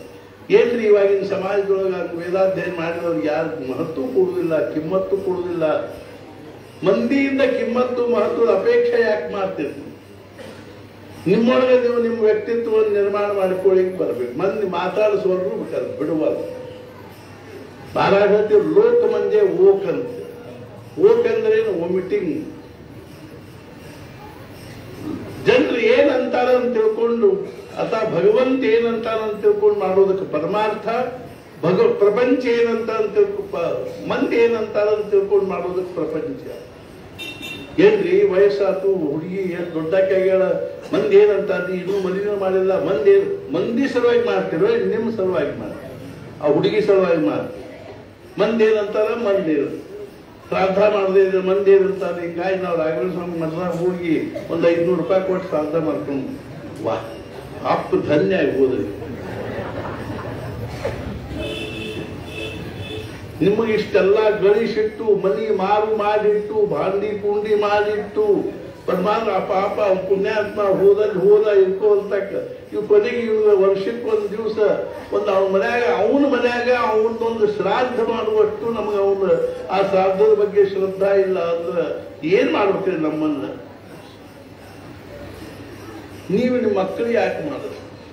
ಇಲ್ರಿ ಅದ್ರೊಳಗೆ ಯಾರು ಕೇಳುದಿಲ್ರಿ, ಯಾರು ಏನು ಸಮಾಜದೊಳಗೆ ಸ್ಥಾನಮಾನ ಇಲ್ಲದಕ್ಕೆ. ನಿಮ್ಮ ಸ್ಥಾನಮಾನದ ಅಪೇಕ್ಷೆ ನಿಮ್ಮೊಳಗೆ ನೀವು ಹಿಂಗಿರ್ಬೇಕಲ್ಲ. ಏನು ಅಂದ್ರೆ ಮಂದಿನ ಧಿಕ್ಕಾರ ಮಾಡೋದು. ಅವ್ರು ಯಾಕೆ ನೀವು ಎಷ್ಟೊಂದು ಮಹತ್ವ ಕೊಡ್ತೀರಿ? ನಮ್ಮ ಪರಿಸ್ಥಿತಿ ಹಂಗಾಗಿ ನಾವು ವೈದಿಕ ಬ್ರಾಹ್ಮಣರು ಇರ್ತೀವಿ, ಯಾರ್ದೋ ದೊಡ್ಡ ಶ್ರೀಮಂತರ ಮನೆಗೆ ಏನಾದ್ರು ಒಂದು ಹೋಮ ಮಾಡ್ಲಿಕ್ಕೆ ಹೋಗ್ತೀವಿ. ಹೋದಾಗ ಅವ್ರದ ಐಶ್ವರ್ಯ ನೋಡಿ ನಾವ ಮಾಡ್ತೀವಿ. ಎಷ್ಟು ಸುಖವಾಗಿದ್ದಾರಪ್ಪ, ಎಷ್ಟು ಸುಖವಾಗಿದ್ದಾರೆ ಅವ್ರು, ಎಷ್ಟು ಸುಖವಾಗಿದ್ದಾರ ಅವ್ರು ನೋಡಿ ಅವ್ರ ಅಂತರಂಗ ಕೇಳಿದಾಗ ಗೊತ್ತಾಗ ಅವಕ್ಕೆಲ್ಲಿ ಸುಖ ರೀ? ದುಡ್ಡೇನು ಸುಖದ ಸಾಧನೆ. ಆಮೇಲೆ ಹೇಳಿದ್ರು, ನಮ್ಮ ಪೂರ್ವಜರ್ರಿ ಬಹಳ ಸುಖವಾಗಿದ್ರಿ, ಬಹಳ ಸಮಾಧಾನ ಇದ್ರು. ನಮಗೆ ಏನ್ರಿ, ನಮಗೆ ಸುಖ ಇಲ್ಲ, ಸಮಾಧಾನ ಇಲ್ಲ. ಸುಖ ಅಲ್ಲರಿ ಖರೆ ಸಮಾಧಾನ ಹೌದು ಅಲ್ರಿ. ಅವ್ರು ಎಷ್ಟು ಬಡತನದಲ್ಲಿದ್ರು. ಒಂದು ಸಾಲ ಮಣ್ಣಿನ ಮನ್ಯಾಗ ಇರ್ತಿದ್ರು, ಒಂದು ಧೋತ್ರ ಒಂದು ಉಪಲ್ಲ ಬಿಟ್ಟರೆ ಮತ್ತೊಂದು ಏನು ಅವ್ರದ್ದು ವಸ್ತ್ರ ಇರ್ತಿದ್ದಿಲ್ಲ. ಮನೆ ಒಳಗೆ ದಿನ ಏನಪ್ಪ ಅಂತಂದ್ರೆ ಅನ್ನ ಸಾರು ಭಾಕ್ರಿ ಊಟ ಮಾಡಿಕೊಂಡು ಅವ್ರು ಚಾಪಿ ಮೇಲೆ ಕೂಡ್ತಿದ್ರು, ಚಾಪಿ ಮೇಲೆ ಮಲ್ಕೋತಿದ್ರು. ನಿಮ್ಮ ಲೈಫ್ ಸ್ಟೈಲ್ ನೋಡ್ರಿ ಏನದು. ಅಂದ್ರೆ ನೀವು ಅವ್ರಿಗಿಂತ ಹೆಚ್ಚು ಸುಖವಾಗಿ ಮತ್ತು ಸಮಾಧಾನದೇ ಇರಬೇಕಾಗಿ. ಇಲ್ರಿ, ಸಮಾಧಾನ 108 ಸಮಸ್ಯೆ. ಅವು ಸಮಸ್ಯೆಗಳನ್ನ ನಮಗೆ ಬಂದು ಹೇಳಿದ್ದು ನಮ್ಮ ತಲೆಯಾಗ ಒಂದು ದೊಡ್ಡ ಮಹಾಭಾರತದಷ್ಟು ಅಕ್ಕಿಂಗ್ ಕೂತ ಅವನ್ನೆಲ್ಲ ಹೇಳ್ಕೊತ ಕೂತ ಜನರು ಹೇಳಿದ್ದು ಸಮಸ್ಯೆಗಳ ಒಂದು ರೂಪರೇಷ ಏನದನು ನಮ್ಮ ತಲೆಗೆ ಎಷ್ಟು ತುಂಬೇದ ಅಂದ್ರೆ ಅವನ್ನೆಲ್ಲ ಪ್ರತಿ ದಿವಸ ಖಾಲಿ ಮಾಡ್ತೀವಿ. ಮತ್ತೆ ಬಂತು ರಾತ್ರಿ ಖಾಲಿ ಮಾಡ್ತೀವಿ, ಸಂಜೆ ತನಕ ಮತ್ತೆ ಬಂತು.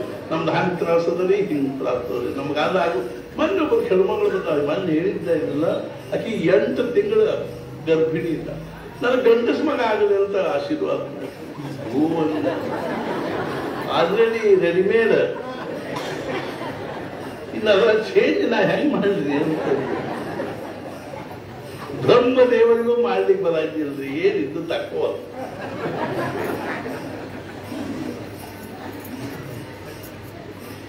ನಿನ್ನೆ ಹೇಳಿದ್ವಿ ವಿನೋದವಾಗಿ, ನಾವು ಗಂಗಾವತಿಗೆ ಹೋಗಿದ್ವಿ. ಅಲ್ಲಿ ಅನುಗ್ರಹ ಕೊಡೋದೊಂದು ಇರ್ತದೆ ನೋಡ್ರಿ, ಮಹಾರಾಜ ಅಂತ. ಈಗ ಸ್ವಲ್ಪ ಇದು ಆಗೇನ್ರಿ ಅದು. ಅಂದ್ರೆ ಏನಂದ್ರ, ಈಗ ಅನುಗ್ರಹ ಕೊಡ್ಬೇಕಾದ್ರೆ ಬಲಗಿವಿ ಅಂತ ನಮ್ದು ಬಾಯಿ ಒಯ್ದು ನಾವು ಅಲ್ಲಿ ಹೇಳ್ಬೇಕು. ಆದ್ರೆ ಬಲಗಿವಿ ಅಡಗಿವಿ ತುಂಬಾ ಇಷ್ಟು ಕೂದಿರ್ತಾವ. ಏನ್ ಮಾಡ್ಬೇಕು ನಮಗೆ? ಅದ ಹೌದ ಸರಿಸ್ಕೊಂಡು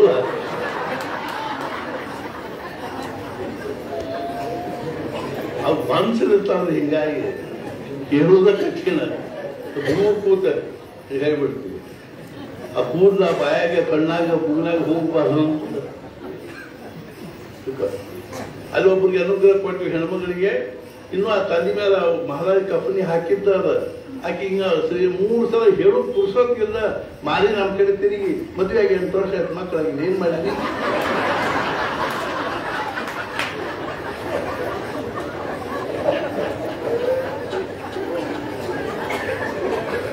ಪಂಚ ಮ್ಯಾಲಿನ ತಕ್ಕೊಂಡ್ ತಾಯಿ ಅದು ಇಂಥದಕ್ಕೆ ಹೇಳಬಾರ್ದಾಗ್ಯಲ್ಲ. ಹೋಲಿಗೆ ಬಂದು ಮಾತಾಡೋದು ಎಷ್ಟರೇ ಬೇಕು ಬೇಕು ಬೇಕು ಬೇಕು ಬೇಕು ಅನ್ಸೋದು ಭಿಕಾರಿತನದ ಲಕ್ಷಣ. ಸಾಕು ಸಾಕು ಅನ್ಸೋದು ಖರೆ ಶ್ರೀಮಂತಿ ಬರ್ತದೆ. ಸಾಕು ಅನ್ನೋ ಶಬ್ದನೇ That man is the richest whose pleasures are cheapest. ಯಾವನಿ chutney ಭಾಕರಿ ತಿಂದು ಚಾಪಿ ಮೇಲೆ ಗರಂತ ನಿದ್ದೆ ಶ್ರೀಮಂತ ಯಾರು ಇಲ್ಲ. ಯಾವನಿಗೆ ಪಂಚ ಪಕ್ವಾನ್ ಆಗಲಿ ಬೇಕರಿ ಒಳಗಿನ ಬೇಕಾದ ತಿಂದು ಓಂ ಗಾದಿ ಮೇಲೆ ಉಳ್ಳಾಡಿದ್ರು ನಿದ್ದೆತ್ತುವುದಿಲ್ಲೋ ಅವನಂತ ದರಿದ್ರ. ಮನ लागो मेरा यार फकीरी में, जो सुख पायो राम भजन में, वो सुख नाही अमीरी में, मन लागो मेरा यार फकीरी. ನಮ್ಮ ಭಾರತೀಯ ಸಾಧು ಸಂತರು ಬಹಳ ದೊಡ್ಡದಾಗಿರ್ತಕ್ಕಂಥ ವೈಶಿಷ್ಟ್ಯ ಏನು ಅಂದ್ರೆ ದೇ ಮೇಕ್ ಪಾವರ್ಟಿ ಫ್ಯಾಷನೇಬಲ್. ಅವ್ರ ಬಡತನವನ್ನು ಭೂಷಣ ಅಂತ ತಿಳ್ಕೊಂಡ್ರು. ನಾವು ಇವತ್ತು ಶ್ರೀಮಂತಿಗೆ ಬಂದು ಹತ್ತಿಬಿಟ್ಟಿವಿ. ಮಹಾನ್ ಮಹಾನ್ ವೈದಿಕ ಬ್ರಾಹ್ಮಣರು, ಶಾಸ್ತ್ರಿಗಳು, ಪಂಡಿತರು. ಬ್ರಾಹ್ಮಣೋ ಕೃಚ್ಛ್ರಾಯ ತಪಸ್ಸೇ. ಬ್ರಾಹ್ಮಣರ ಶರೀರ ಇರೋದೇ ತಪಶ್ಚರ್ಯ.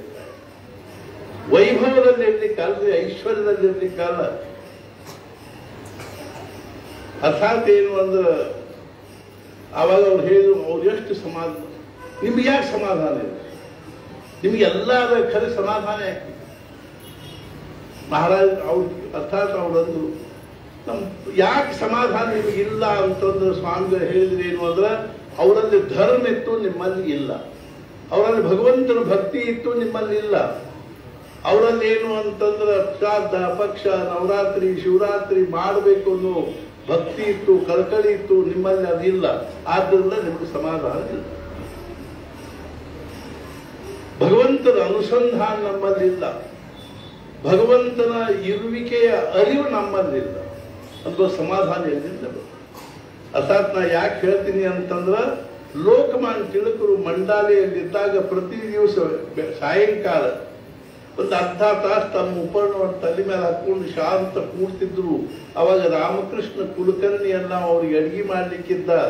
ಅವನು ಒಂದು ದಿವಸ ಕೇಳಿ, ದಾದಾ ನೀವು ಬೆಳಿಗ್ಗೆ ಮತ್ತು ಸಾಯಂಕಾಲ 2 ಹೊತ್ತು ತಲೆ ಮೇಲೆ ಉಪಕರಣ ಹಾಕೊಂಡು ಕೂಡ್ತೀರಿ, ಏನ್ ಮಾಡ್ತೀರಿ? ಅವ್ರು ಹೇಳಿದ್ರು, ಕಾಯಕರ್ತ ಮಂಜೆ ನೀ ನಿರ್ವಿಚಾರ ಅಷ್ಟು. ಏನ್ ಮಾಡ್ತೀನಿ ಅಂದ್ರೆ, ನಾನು ನಿರ್ವಿಚಾರ. ಆ ಅರ್ಧ ತಾಸು ನಿರ್ವಿಚಾರ ಇರೋದ್ರಿಂದ ನನಗೆ ಸಮಗ್ರ ಭಾರತದ ಒಂದು ಎಲ್ಲಾ ಪ್ರಕಾರದ ಒಂದು ಅರ್ಥಾತ್ ವಿಚಾರಗಳನ್ನು ಪೂರ್ತಿ ಮಾಡತಕ್ಕಂಥ ಶಕ್ತಿ ಪ್ರಾಪ್ತ ಆಗ್ತದೆ. ನಿರ್ವಿಚಾರ ವೈಶಾರದ್ಯಾಂ ಅಧ್ಯಾತ್ಮ ಪ್ರಸಾದ. ನಿರ್ವಿಚಾರ ಇರೋದ್ರಲ್ಲಿ ವಿಚಾರರಾದ್ರೆ ಮಾತ್ರ ಅಧ್ಯಾತ್ಮದ ಅನುಭವ ಬರ್ತದನೆ ಹೊರತು ಈ ವಿಚಾರಗಳ ಗೊಂದಲದಲ್ಲಿ ನಮಗೆ ಭಗವಂತನ ಅನುಭವ ಬರ್ಲಿಕ್ಕೆ ಅಧ್ಯಾತ್ಮ ಅದಕ್ಕೆ ಏನು ಮಾಡೋದು? ಅದಕ್ಕೆ 2 ಪ್ರೊಸೀಜರ್ ಅದು. ಒಂದ್ಯಾವುದು ಅಂತ ತಿಳ್ಕೊಂಡು ಕೇಳಿದ್ರೆ ಪಾಸಿಟಿವ್ ಪ್ರೊಸೆಸ್, ಇನ್ನೊಂದು ನೆಗೆಟಿವ್ ಪ್ರೊಸೆಸ್. ನೆಗೆಟಿವ್ ಪ್ರೊಸೆಸ್ ಅಂದ್ರೆ ಏನು ಅಂದ್ರೆ ನಮ್ಮ ತಲೆಯಾಗ ಏನು ವಿಚಾರ ಅವನ್ನೆಲ್ಲ ತೆಗೆದು ನಾವ ಕೈ ಹಾಕಿ ತೆಗೆದು ಹೊರಗೆ ಹೋಗಿದ್ದೀವಿ. ನೇತಿ ನೇತಿ ನೇತಿ ನೇತಿ ಅಂತ ಹೊರಗೆ. ಆದರೆ ನಮಗೆ ಶಕ್ಯ ಆಗೋ ಮಾತಾಡ್ತದೆ. ಇದು ಜ್ಞಾನ ಮಾತು. ಇದು ಬ್ರಹ್ಮ ಅಲ್ಲ, ಇದು ಬ್ರಹ್ಮ ಅಲ್ಲ, ಇದು ಬ್ರಹ್ಮ ಅಲ್ಲ. ಹುಟ್ಟಿದ ಆರಂಭದಿಂದ ಇವತ್ತಿನ ತನಕ ನೀವು ನಿಮ್ಮ ಬಗ್ಗೆ ಏನು ಕೇಳಿರಿ ಮತ್ತು ಏನು ತಿಳ್ಕೊಂಡಿರಿ ಅದನ್ನೆಲ್ಲ ಬಾಜು ಸರಿಸ್ರಿ. ಕೊನೆಗೆ ಏನು ಉಳಿತದನೋ ಅದೇ ನೀವು. ಏನು ಉಳಿತದ್ರಿ ಅಂದ್ರೆ ನಾನು ಕೇವಲ ಇರುತ್ತೇನೆ, ಇಷ್ಟ ಉಳಿತದೆ. ಪ್ಯೂರ್ ಎಕ್ಸಿಸ್ಟೆನ್ಸ್, ಇದಕ್ಕೆ ಬೀಯಿಂಗ್ ಅಂತೀವಿ. ಅದ್ರ ಮೇಲೆ ನಾನು ಹಂಗಿದ್ದೀನಿ, ನಾ ಬ್ರಾಹ್ಮಣ, ನಾ ಕ್ಷತ್ರಿಯ, ಅಥವಾ ನಾ ಶ್ರೀಮಂತ, ನಾ ಶಾಣೆ, ನಾ ಇಂಥವ್ರ ಮಗ, ಅಂಥವ್ರ ಮಗ, ನಾನು ಇಂಥವ್ರ ಈ ಅಡ್ಡೆಸ್ನವನು, ಆ ಅಡ್ಡೆಸ್ನವನು ಅನ್ನೋ 108 ಆವರಣಗಳನ್ನು ಹಾಕಿ, ಕಲ್ಪಿತವಾಗಿರುವ ಆಭರಣಗಳನ್ನು ಹಾಕಿ, ಆವರಣಗಳನ್ನು ಹಾಕಿ ಹಾಕಿ ಹಾಕಿ ಇವತ್ತು ನಮ್ದೊಂದು ಮೂರ್ತಿ ಬಂತು, ವ್ಯಕ್ತಿತ್ವ ನಿರ್ಮಾಣ ಆಗಿದನೋ ಇದ ನಮ್ಮ ದುಃಖಕ್ಕೆ ಕಾರಣ. ಇದಕ್ಕೇನಂತಂದ್ರೆ ಬಿಕಮಿಂಗ್. ಇದ್ವಿ, ಆದ್ವಿ. ಏನೂ ಇಲ್ಲದೆ ಇರೋ ಹಂಗಿದ್ವಿ, ಕೇವಲ ಇದ್ವಿ, ಇವತ್ತೆಲ್ಲ ಆದ್ವಿ. ಮಹಾರಾಜ್ ಹೇಳಿದ್ರು, ನಾನು ಅನ್ನುವಂಥದ್ರ ಮೇಲೆ ನಂದು ಅನ್ನುವಂಥದ್ದು ಹೆಂಗದ ಅಂದ್ರೆ ಆ ನಾನು ಅನ್ನುವಂಥ ದೇಹದ ಮೇಲೆ ಬೆಳೆದಿರೋ ಕೂದಲಿದ್ದಂಗ ನಂದು ಅನ್ನ. ನಾನು ಅನ್ನುವಂಥ ದೇಹದ ಮೇಲೆ ನಂದು ಅನ್ನೋ ಕೂದಲು ಬೆಳೆದ, ಮೈ ತುಂಬ ಕೂದಲು, ಇದು ನಂದು, ಅದು ನಂದು, ಅದು ನಂದು, ಅದು ನಂದು. ಮಹಾರಾಜ್ ಹೇಳಿದ್ರು, ದೇಹ ಅಂದ್ರೆ ಆತ್ಮನಿಗೆ ಬಂದಿರತಕ್ಕಂಥ ಒಂದು ರೋಗ ಅಂದ್ರೆ ದೇಹ. ದೇಹ ಅಂದ್ರೆ ಆತ್ಮನ ಮೇಲೆ ಬಂದಿರತಕ್ಕಂಥ ಒಂದು ರೋಗ, ಆತ್ಮನಿಗೆ ಬಂದಿರತಕ್ಕಂಥ ಒಂದು ರೋಗ. ಅನಿತ್ಯವಾಗಿರೋದು, ಅಶಾಶ್ವತವಾಗಿರೋದು, ವಿಕಾರಿಯಾಗಿರುವುದು, ಪರಿವರ್ತನಶೀಲ ಆಗಿರ್ತಕ್ಕಂಥ ದೇಹದ ನಾನು ಅಂತ ನಾವು ಹೊಂಟ್ಬಿಟ್ಟಿವಿ. ಅದಕ್ಕಾಗಿ ಸತ್ಪುರುಷರ ಕಳಕಳಿ ಏನದ ಅಂದ್ರೆ ನಾವು ನಮ್ಮ ನಿಜ ಸ್ವರೂಪಕ್ಕೆ ಹೋಗಬೇಕು ಅಂದ್ರೆ ಇದರ ಅಭಿಮಾನ ಬಿಡ್ಬೇಕ್ರಿ ಮುಂಚೆ. ಆದ್ದರಿಂದ ಅರ್ಥಾತ್ ಚಂದ್ರಶೇಖರ್ ಭಾರತಿ ಸ್ವಾಮಿಗಳು ಹೇಳಿದ್ರು, ನಿಮ್ಮಲ್ಲಿ ಧರ್ಮ ಇಲ್ಲ. ಅರ್ಥಾತ್ ನಿಮ್ಮಲ್ಲಿ ಏನಿಲ್ಲ ಅಂದ್ರೆ ಪರಮಾರ್ಥ ಇಲ್ಲ, ಧರ್ಮ ಇಲ್ಲ, ಪರಂಪರೆ ಇಲ್ಲ. ನಮ್ಮ ಅಜ್ಜ ಅವ್ರಿಗೆ ನವರಾತ್ರಿ ಹಾಕಬೇಕಾಗಿತ್ತು ಹಂಪಿ ಹೊಳೆ ಒಳಗೆ. ಅವಾಗ ಅವ್ರ ಕಡೆ ದುಡ್ಡಿದ್ದಿಲ್ಲ. ಅವ್ರು ಅವಾಗ ಏನ್ ಮಾಡಿದ್ರು, ಒಂದು 100 ರೂಪಾಯಿಗೆ 7 ಎಕರೆ ನಮ್ದು ಒಂದು ಪ್ಲಾಟ್ ಇತ್ತು. ಈಗ ಪ್ಯಾಟಿ ಪ್ಲಾಟ್ ಅಂತ ಏನು ಅಂತ ನಾವು ಅದರ ಕಾಲು ಸಹಿತ ಇಟ್ಟಿಲ್ಲ. ಆ ತೋಟವನ್ನು ಒತ್ತಿ ಹಾಕಿ ಒಂದು 100 ರೂಪಾಯಿ ತಂದು ಅಗದಿ ತಮಗೆ ಸಮಾಧಾನ ಆಗೋ ರೀತಿಯಲ್ಲಿ ನವರಾತ್ರಿ ಮಾಡಿದ್ರು. ತೋಟ ಹೋಗಿಬಿಟ್ಟು ನಮ್ಮಲ್ಲಿ ಎಲ್ಲ ಅನುಕೂಲ ಅಂತ. ನಮ್ಮಲ್ಲಿ ಒಂದೇ ದಿವಸದ ನವರಾತ್ರಿ, ಯಾಕೆ 9 ದಿವಸ ಮಾಡಿದ ದೇವ್ರು ಬೈತಾರೆ. ನಮ್ಮಲ್ಲಿ 3 ದಿವಸದ ನವರಾತ್ರಿ. ಇವೆಲ್ಲ ನಾವು ಅಡಚಣೆ ಅನುಸಾರವಾಗಿ ಅದನ್ನ ಕಡಿಮೆ ಮಾಡ್ಕೋತ ತಂದು ಹಚ್ಕೊಂಡಿರೋದು. ಅದು ನಮ್ಮಲ್ಲಿ 3 ದಿವಸ. ನಾವು 9 ದಿವಸ ಹಾಕುವ ಪದ್ಧತಿ ಇಲ್ಲ ನಮ್ಮಲ್ಲಿ. ಸಾಧ್ಯ ಇಲ್ಲ, ಪಕ್ಷ ಇಲ್ಲ, ನವರಾತ್ರಿ ಇಲ್ಲ, ಶಿವರಾತ್ರಿ ಇಲ್ಲ, ಹಬ್ಬ ಇಲ್ಲ, ಹುಣ್ಣಿಲ್ಲ, ದೇವರಿಲ್ಲ.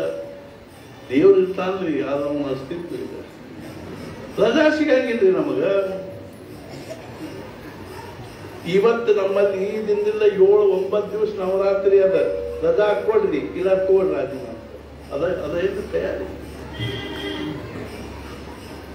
ಅರ್ಥಾತ್ ಯಾಕೆ ನಾ ಹೇಳಕ್ಕೆ ಹತ್ತೀನಿ, ಆದ್ದರಿಂದ ಸತ್ಪುರುಷರ ಅವತಾರ ಸಮಾಜದಲ್ಲಿ ಏನದ ಅಂದ್ರೆ ನಿಧಾನವಾಗಿ ನಮ್ಮನ್ನು ಭಗವಂತನ ಕಡೆಗೆ ತಗೊಂಡು ಹೋಗುವ. ಆ ದೃಷ್ಟಿಯಿಂದ ನಾವು ಮಹಾರಾಜರ ಚರಿತ್ರೆ ನೋಡಿದ್ರೆ ನಮಗೆ ಆಶ್ಚರ್ಯ ಅನಿಸ್ತದೆ. ಎಂಥ ಒಂದು ದಿವ್ಯ ಚರಿತ್ರೆ. ಎಷ್ಟರೇ ಸಾಮಾನ್ಯ ಮಧ್ಯಮ ವರ್ಗದ ಜನರನ್ನು ತಮ್ಮ ಹತ್ತಿರ ಇಟ್ಟುಕೊಂಡು ಅವರು ಎಲ್ಲ ಅಡಚಣೆ ಆಪತ್ತುಗಳನ್ನು ತಾವು ಸಹನೆ ಮಾಡಿಕೊಂಡು ಅವರಿಂದ ಬರ್ತಕ್ಕಂಥ ಅನೇಕ ನಿಂದ ಅಪಮಾನ ತಿರಸ್ಕಾರಗಳನ್ನು ಶಾಂತವಾಗಿ ಸಹನೆ ಮಾಡಿಕೊಂಡು ಮತ್ತೆ ತಿರುಗಿ ಬುರುಗಿ ಅವ್ರಿಗೆ ಏನಂದ್ರೆ ಪರಮಾರ್ಥದ ಒಂದು ವಿಚಾರಗಳನ್ನ, ನಾಮದ ಪ್ರೇಮವನ್ನ ರುಚಿಯನ್ನ ತೋರಿಸಿಕೊಡ್ತಕ್ಕಂಥ ಅಖಂಡವಾಗಿ ಅವರು 68 ವರ್ಷ 10 ತಿಂಗಳು 3 ದಿನಗಳವರೆಗೆ ಮಾಡಿ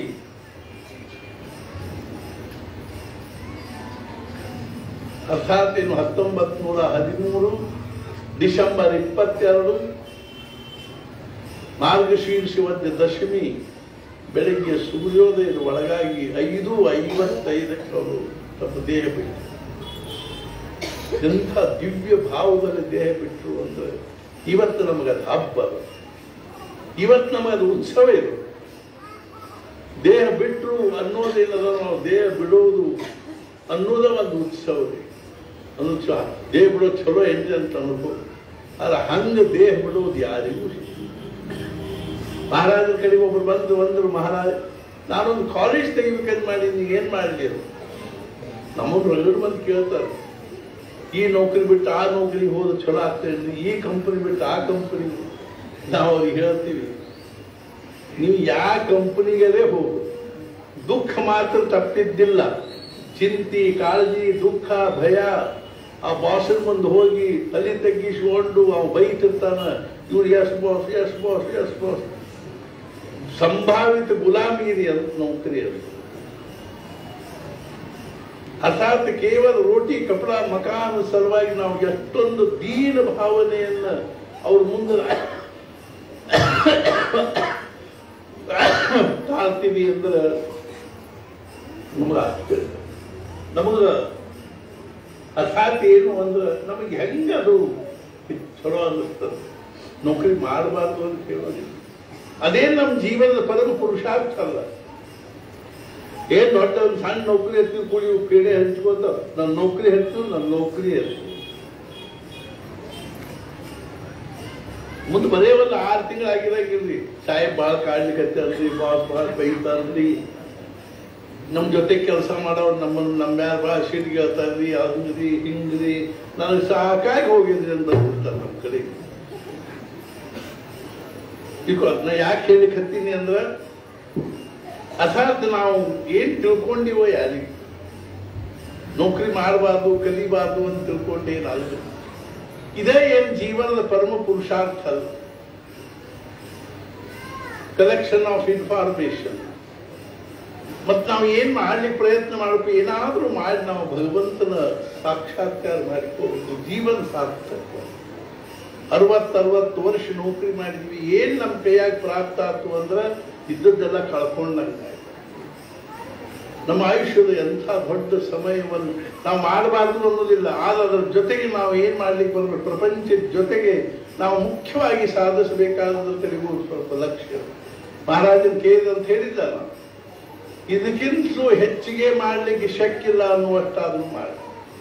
ಮಹಾರಾಜ ಹೇಳಿದ್ರು, ಜನ್ಮಾಲ ಆಲೋಮನು 24 ತಾಸು ಜಪ್ಕರ, ನಮಗೆ ಆಗಂಗಿಲ್ಲ. 12 ತಾಸು 12 ತಾಸು. ನಾನು ನೇಮಾವರದಲ್ಲಿ 3 ವರ್ಷ ಇದ್ದೆ. ಅಲ್ಲೊಬ್ಬರು ವಿಶ್ವನಾಥ್ ಪ್ರಕಾಶ ಬ್ರಹ್ಮಚಾರಿ ಅಂತ ಮಹಾರಾಜರಿದ್ರು, ಸತ್ಪುರುಷರಿದ್ರು. ಅವರಿಲ್ಲೇ ಸಿದ್ದಾಪುರದವರು.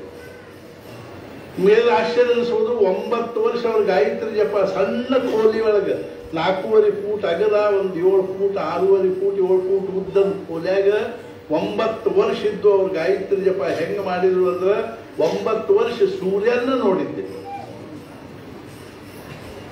ಮಾಡಬೇಕು ಅನ್ನೋದು ಉದ್ದೇಶನ ನಮ್ಮಲ್ಲಿ.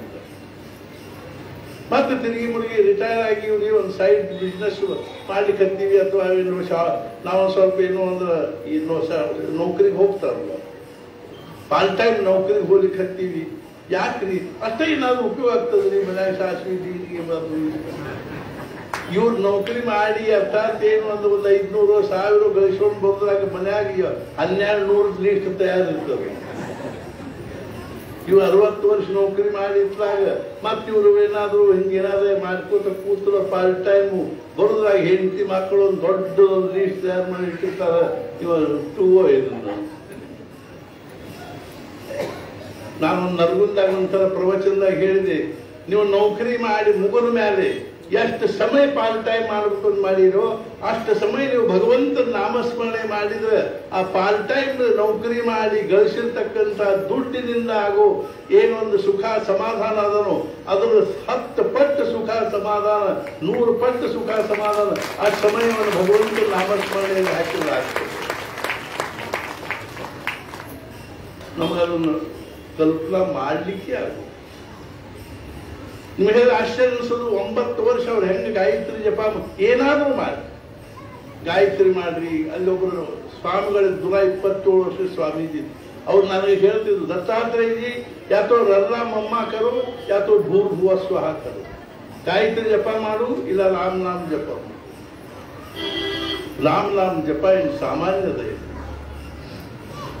ಬೆಳಿಗ್ಗೆ 4 ಗಂಟೆಗೆ ಎದ್ದು ನರ್ಮದಾ ನದಿಯಲ್ಲಿ ಸ್ನಾನ ಮಾಡಿ ಬಂದು 5-5:30 ತನಕ ತಮ್ಮದೆಲ್ಲ ಸಂಧ್ಯಾದಿಗಳನ್ನು ಮುಗಿಸಿಕೊಂಡು 6 ಗಂಟೆ ಒಳಗಾಗೇನೆ ತಮ್ಮ ಕೋಲಿ ಬಾಗ್ಲ ಮುಂದೆ ಮಾಡ್ಕೊಂಡು ಕೂತ್ಕೊಂಡು ಒಂದು ಗಾಯತ್ರಿ ಒಂದು ಫೋಟೋ ಇಟ್ಕೊಂಡಿರ್ಬೋದು, ಕೂತ್ಕೊಂಡು ಗಾಯತ್ರಿ ಜಪ ಮಾಡ್ಲಿಕ್ಕೆ ಹತ್ತರು ಅಂದ್ರೆ ಸಾಯಂಕಾಲ 6:30-7 ಗಂಟೆ ತನಕ ಗಾಯತ್ರಿ ಜಪ ಮಾಡಿ ಆಮೇಲೆ ಮತ್ತೆ ನದಿಗೆ ಹೋಗಿ ಸ್ನಾನ ಮಾಡಿ ಬಂದು ಒಬ್ಬ ಭಕ್ತ ಅಥವಾ ಒಬ್ಬ ಶಿಷ್ಯ ಏನ್ ಮಾಡ್ತಿದ್ದ ಅಂದ್ರೆ ಪ್ರತಿ ದಿವಸ ಒಂದು ವಾಟಿಗೆ ಅಕ್ಕಿ, ಒಂದು ಬಾಟ್ಲು ಸಕ್ಕರೆ, ಒಂದು ವಾಟಿಗೆ ಹಾಲು ಒಂದು ತಟ್ಟಿ ಒಳಗಿಟ್ಟು ಅವ್ರಿಗೆ ಬಾಗಿಲ ತೆಗೆದು ಹಿಂಗೆ ಒಳಗೆ ಸರಿಸಿ ಹೋಗ್ತಿದ್ದ. ಆಮೇಲೆ ಇವ್ರು ಮತ್ತೆ ಸಾಯಂಕಾಲ ಸಂಧ್ಯಾ ವಂದನೆ ಮಾಡಿ ಏನ್ ಮಾಡ್ತಿದ್ರು ಅಂದ್ರೆ ಮತ್ತೆ ಸಂಧ್ಯಾ ವಂದನೆ ಮಾಡಿ ಆಮೇಲೆ ಅದನ್ನು ಸ್ವಲ್ಪ ಅನ್ನ ಮಾಡಿಕೊಂಡು ಉಂಡು ಹಾಲು ಅನ್ನ ಹಾಕೊಂಡು ಉಂಡು ಅಲ್ಲೇ ಸ್ವಲ್ಪ ಗುಡ್ಡದ ಸುತ್ತಲೂ ಆ ಗುಡ್ಡದ ಮೇಲೆ ಒಂಚೂರು ಹತ್ರ ಅಡ್ಡಾಡಿ ಬಂದು 11 ಗಂಟೆಗೆ ಮಲ್ಕೊಂಡ್ರು 4 ಗಂಟೆಗೆ 9 ವರ್ಷ ಮಾಡಿ. ಒಬ್ಬರು ಪುಂಜಾಜಿಯರು ತಿಳ್ಕೊಂಡು ಮಿಲಿಟರಿ ಒಳಗೆ ನೌಕರಿ ಮಾಡಿ ರಿಟೈರ್ ಆದವ್ರು ನಾನು ಅವ್ರ ಜೊತೆ 15 ದಿವಸ ಇದ್ದೀನಿ, 15-20 ದಿವಸ ಲೋಂಡಾದಲ್ಲಿ ಅವರೇ ಹೇಳಿದ್ರು. ಅವ್ರ ಚರಿತ್ರೆಯಲ್ಲೂ ಬಂದರು. ಅವರು ಮದ್ರಾಸ್ನಲ್ಲಿ ಮತ್ತೊಂದು ನೌಕರಿ ಹಿಡ್ಕೊಂಡು ಇದ್ದಾಗ ಅವ್ರು ಬೆಳಿಗ್ಗೆ 4 ಗಂಟೆಗೆ ಕೇಳ್ತಿದ್ರು, ಸ್ನಾನ ಮಾಡ್ತಿದ್ರು. ಸ್ನಾನ ಮಾಡಿ 5 ಗಂಟೆಗೆ ಬಂದು ತಮ್ಮದೊಂದು ಜಪದ ಖೋಲಿ ಮಾಡಿಕೊಂಡಿದ್ರು. ಆ ಖೋಲ್ಯಾಕು ಜಪ ಮಾಡ್ಲಿಕ್ಕೆ ಹತ್ತು ಅಂದ್ರೆ 9 ಗಂಟೆಗೆ ಎದ್ದು ಬಂದು ತಾಟಿನ ಮೇಲೆ ಕೂಡ್ತಿದ್ರು, ಊಟ ಮಾಡ್ತಿದ್ರು. ಆಫೀಸ್ಗೆ 10-10:15 ಆಫೀಸ್ಗೆ ಹೋಗ್ತಿದ್ರು. ಸಂಜೆನ ಮತ್ತೆ 5-6 ಗಂಟೆಗೆ ಬಂದು ಕೈಕಾಲು ಮುಖ ತೊಳ್ಕೊಂಡು ಮತ್ತೆ ಜಪ ಮಾಡ್ಕೊತ ಕೂತ್ರು ಅಂದ್ರೆ ರಾತ್ರಿ 9 ಗಂಟೆಗೆ ಎದ್ದು ಬಂದು ತಾಟಿನ ಮೇಲೆ ಕೂತು ಊಟ ಮಾಡ್ತಿದ್ರು, ಮಲ್ಕೊಂಡು. ಪಗಾರ ಬಂದ ಕೂಡ ಹೆಂಡತಿ ಕಾಯಿ ಕೊಡ್ತಿದ್ರು. ಹೆಣ್ಣು ಸ್ವಲ್ಪ ಕರ್ಕಶಿದ್ರು, ಬೈತಿದ್ರು, ಅಂತಿದ್ರು. ಹೆಂಡಂದ್ರು ಅನುಕೂಲ ಇದ್ದಿದ್ದಿಲ್ಲ ಅಂದ್ರೂ ಪರಮಾರ್ಥ ಸಾಧು, ಅನುಕೂಲ ಇದ್ರೂ ಸಾಧು. ತುಕಾರಾಮ್ ಮಹಾರಾಜ ಹೆಂಡತಿ ಅನುಕೂಲ ಇದ್ದಿದ್ದಿಲ್ಲ, ಅವ್ರಿಗೆ ಪರಮಾರ್ಥ ಸಾಧು. ತುಕಾರಾಮ್ ಮಹಾರಾಜ ನನ್ನ ಹೆಂಡತಿ ಕರ್ಕಶಿದ್ರು ಅಂತ ನನ್ನ ಪರಮಾರ್ಥ ಸಾಧಿಸ್ತೀವಿ. ಅದು ಹೆಂಗ್ರಿ? ಹಿಂಗ ಅವರು ಆ ಭಂಡಾರ ಡೊಂಗರ ಗುಡ್ಡದ ಕೂತಿರ್ತಿದ್ದಲ್ಲಿ ಅವ್ರು ಅಲ್ಲಿಂದ ಬರುದಕ್ಕೆಲ್ಲ ಮನೆಯೊಳಗೆ ಬರುವುದಾಗ ಥಳ ಒದರಾಡಿ ಕತ್ಲು ಅಂದ್ರೆ ಮತ್ತೆ ಹೋಗಿ ಬರ್ತಾ ಗುಡ್ಡದ ನಾನು ಚಲೋ ಅಲ್ಲೇನ್ರಿ ಅಗ್ದಿ ಇರಬಾರ್ದು ಅಂತ ಹೇಳೋದಿಲ್ಲ. ಅಗ್ದಿ ಪ್ರೇಮ ಮಾಡುವ ಭಾವದಲ್ಲಿ ಆಫೀಸ್ನ ಬಂದ್ಬಿಟ್ಟು ಕಾಫಿ ಕುಡಿದಿಲ್ಲ, ಚಹಾ ಕುಡಿದಿಲ್ಲ. ಪಾಪ ಎಷ್ಟು ಹೋಗ್ಬೇಕು, ಮುಂಜಾನೆ ಜಪ ಮಾಡಿ ಬಂದ್ರಿ, ಕಾಫಿ ಕುಡ್ರಿ, ಮಾಡ್ರಿ, ಕೂಡ್ರಿ, ಒಂದು ಸ್ವಲ್ಪ ಚೆನ್ನಾಗಿ ಮಾತಾಡಿ ಅಲ್ಲಿ ಕತ್ತ ಮತ್ತೆ ಹೋಗು ಪಾಳಿ ಬರಂಗೆ ಇದ್ದದ್ದು ಸಣ್ಣ ಕಡಿಮೆ. ಅರ್ಥಾತ್ ಏನು ಅಂದ್ರೆ ಸ್ವಲ್ಪ ಕರ್ಕಶೆ. ಈ ರೀತಿಯಾಗಿ 8 ವರ್ಷ ಮಾಡಿದ್ರು, ಒಂದು ದಿವಸ ತಪ್ಪಿಸಿದ್ರು. ನಾನು ಅವ್ರ ಜೊತೆ 20 ದಿವಸ ಇದ್ದೆ. ಮಿಲಿಟರಿ ಮನುಷ್ಯ, ಸ್ವಾಮಿ ರಾಮತೀರ್ಥರ ತಂಗಿ ಮಗ ಅವರು, ಪುಂಜಾಜಿ ಅಂತ ಅವ್ರಿಗೆ ಒಂದು ಇದ್ರ ಹೆಸರು, ಟೋಕನ್ ಹೆಸರು ಅಂತೇನು ಅಂತಾರೆ. ಒಂದು ದಿವಸ ಅವ್ರು 4 ಗಂಟೆಗೆ ಸ್ನಾನ ಮಾಡಿ 5 ಗಂಟೆ ಸುಮಾರಕ್ಕೆ ಅಲ್ಲಿ ತಮ್ಮ ಕೋಲಿಗೆ ಹೋಗ್ತಾ ಇರುವಾಗ ಯಾರೋ ಬಾಗಿಲ ಬಡದ್ರ ಸಪ್ಪಳ ಆಯ್ತು. ಹೋಗಿ ಬಾಗಿಲ ತೆಗೆದು ನೋಡಿದ್ರೆ ಬಾಗಿಲ ರಾಮ, ಲಕ್ಷ್ಮಣ, ಸೀತಾ, ಮಾರುತಿ. ಇವ್ರಿಗೆ ಆಶ್ಚರ್ಯ, भगवान इतनी रात में आप यहाँ कैसे? आवाज मारुति शिवरात्रि है, हम रामेश्वर जा रहे थे, मालूम पड़ा मधुरपुर में मद्रास में मेरा एक भक्त रहता है करके प्रभु श्री रामचंद्र अर्थात यहाँ आ गए। मैं तो कभी आपका नाम लिया ही नहीं, क्यों कृष्ण भक्त। अब सीता देव ಹೇಳಿದಂತ राम और कृष्ण में कोई भेद, फिर आप अंदर कोई 4 मणि ಹಾಕಿದ್ರು, 4 मणि ಮೇಲೆ 4 ಮಂದಿ ಕೂತ್ಕೊಂಡು ಕೂಡಲೇ और हेमते ने अपस्लिक। अरे देखो घर में भगवान आए, फिर यद्दू जाप कर करके तुम्हारा दिमाग खराब हो गया, हम नहीं उठेंगे, जाओ। कोई राम आता है, राम। अरे उठो, देखो मैं इस समय तुमको कभी उठाया था क्या? उठो। ಬಂದು ನೋಡಕ್ಕೆ ಏನು ಕಾಣಿಸ್ಲಿಲ್ಲ, ಮತ್ತೆ ಹೋದ್ರೆ ಲಿಖ. ಆವಾಗ ಇವ್ರು ಪ್ರಾರ್ಥನೆ, भगवान इसको भी दर्शन दे नहीं तो मुझे और आप दोनों को जिंदगी भर गाली दे अखिगू दर्शन आत्रे ಎಂತ ಭಾಗ್ಯ ನೋಡ್ಲಿಕ್ಕೆ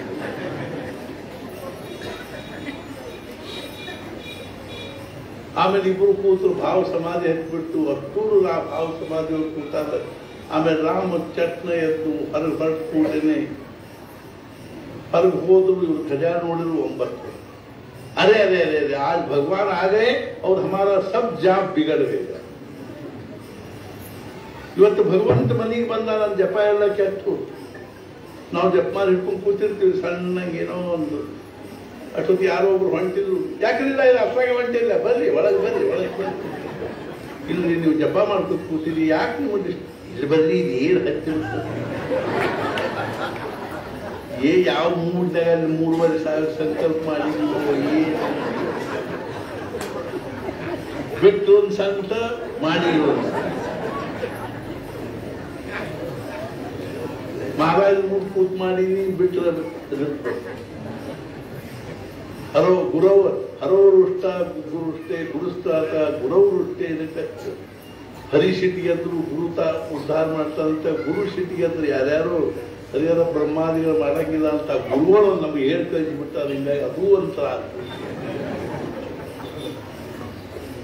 ಬರ್ರಿ ಬನ್ಸರ್ ನಮ್ಮ ಪರಿಸ್ಥಿತಿ ಪುರಾಣಂ ಭಾರತಂ ವೇದ ಶಾಸ್ತ್ರಾಣಿ ವಿವಿಧಾನಿ ಚ ಪುತ್ರದಾರಾದಿ ಸಂಸಾರ ನಾಮಾಭ್ಯಾಸಸ್ಯ ವಿಘ್ನಕೃತ ಪುರಾಣ ಭಾರತ ವೇದ ಶಾಸ್ತ್ರ ಮತ್ತು ಹೆಂಡತಿ ಮಕ್ಕಳು ನಾಮಸ್ಮರಣೆಗೆ ವಿಘ್ನ ಅಂತ ನಾವು ಹುಬ್ಬಳ್ಳಿ ಒಂದು ಪ್ರವಚನ ನಡೆಯುವುದು ಒಬ್ಬ ಎದ್ದು ನಿಂತು ಹಂಗಾರೆ ಏನ್ರಿ ಹೆಂಡತಿ ಮಕ್ಕಳನ್ನ ಬಿಡಬೇಕ್ರೇನ್ರಿ ನಾವು 4 ಶಬ್ದ ಅಲ್ಲಿ ಇಲ್ಲಿ ಕೇಳ್ತೀವಿ ನೋಡ್ರಿ ಆಫೀಸ್ಗೆ ಹೋಗಿ ಮುಂದೆ ಕರ್ಕೊಂಡು ಹೋಗ್ತೀರೇನ್ರಿ ನಾವು ಅಂದ್ವಿ ಪಟ್ಟ ಕೂತ ಬಿಟ್ಟ ಮನುಷ್ಯ ಅಲ್ಲಿ 8 ತಾಸು ಆಫೀಸಿಗೆ ಬಿಟ್ಟು ಹೋಗ್ತೀರಿ ಇನ್ನೂ ಮದುವೆ ಆಗಿ ಬಂದು 2 ದಿವಸ ಆಗಿರೋದಿಲ್ಲ ಅವರು ಲಘು ಬರ್ರಿ ಅಂತ ಅವರು ಬರ್ತೇನೆ ಅವರು ಲಘು ಹೇಳ್ಕೊಂಡು ಹೋಗ್ತೀನಿ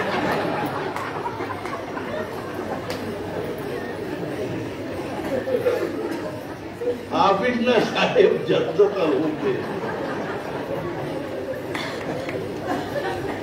ಅವಾಗ ಬಿಟ್ಟು ಹೋಗ್ತಿರ್ಲಿಲ್ಲ 8 ತಾಸು ಹೆಂಗ ಹಂಗೆ ಮನ್ಯಾಗ 1 ತಾಸು ಬಾಗಿಲ ಹಾಕೊಂಡು ಹೆಂಡತಿ ಮಕ್ಕಳಿಗೆ ಹೇಳ್ಬಿಡುದು 1 ತಾಸು ನೀವು ಯಾರು ಫೋನ್ ಮಾಡಂಗಿಲ್ಲ ನನಗೆ ಬಾಲ ತೆಗಿ ಅನ್ನಂಗಿಲ್ಲ ನಾ 1 ತಾಸು ಜಪ ಮಾಡಿ ಬರ್ತೀನಿ ಅಂತ ಹೇಳಿದ್ರೆ ಅವ್ರು ಬ್ಯಾಡ ಅಂತ ಹೋಗಿ ಇನ್ನೊಂದು ತಾಸು ಕೂಡೋದು ಆರಾಮ್ ಇರ್ತೀವಿ ನಾವು ಅವ್ರಿಗೂ ಸಾಕಾಗಿ ಹೋಗಿ ಇದ್ರಲ್ಲ ಕಿರಿಕಿರಿ ನೋಡ್ರಿ ಮನ್ಯಾಗ ಆಫೀಸ್ಗೆ ಹೋಗಿರ್ತಾರ ಸಣ್ಣ ಇರ್ತದ ಬಂದು ಶುರು ನಮಗೆ ಮಾಡ್ಬೇಕಂತ ಇದ್ರೆ ಎಲ್ಲ ಬರುತ್ತೆ ಇರ್ಬಾರ್ದು ಎಂಥ ಭಾಗ್ಯದ ನಮಗೆ ಇಂಥ ಸದ್ಗುರು ಪ್ರಾಪ್ತ ಮಾರ್ಗಶೀರ್ಷ ವದ್ಯ ದಶಮಿ ಎಂಥ ದಿವ್ಯರಿ ಅವರು ಶರಣರನ್ನ ಮರಣದಲ್ಲಿ ನೋಡ್ಬೇಕು ಅಮೃತ ಮನೆ ಹರಿಭಕ್ತ ಅಂತ ಶೇವಟ ಕರ್ಷಿ ಗೋಡ ಅಂತಕಾಲ ಮಧುರ ಆಗ್ಬೇಕು याजीसाठी केला होता अट्टहास शेवटचा दिस गोड व्हावा ಇಷ್ಟಕ್ಕಾಗಿ ನಾನು ಆಯುಷ್ಯ ತುಂಬಾ ಇಷ್ಟು ಕಷ್ಟಪಟ್ಟೆ ಯಾಕೆಂದ್ರೆ ಕೊನೆ ದಿವಸ ಮಧುರ ನಮ್ಮ ಮರಣ ಮಧುರ ಮಹಾರಾಜರು ಹೇಳಿದ್ರು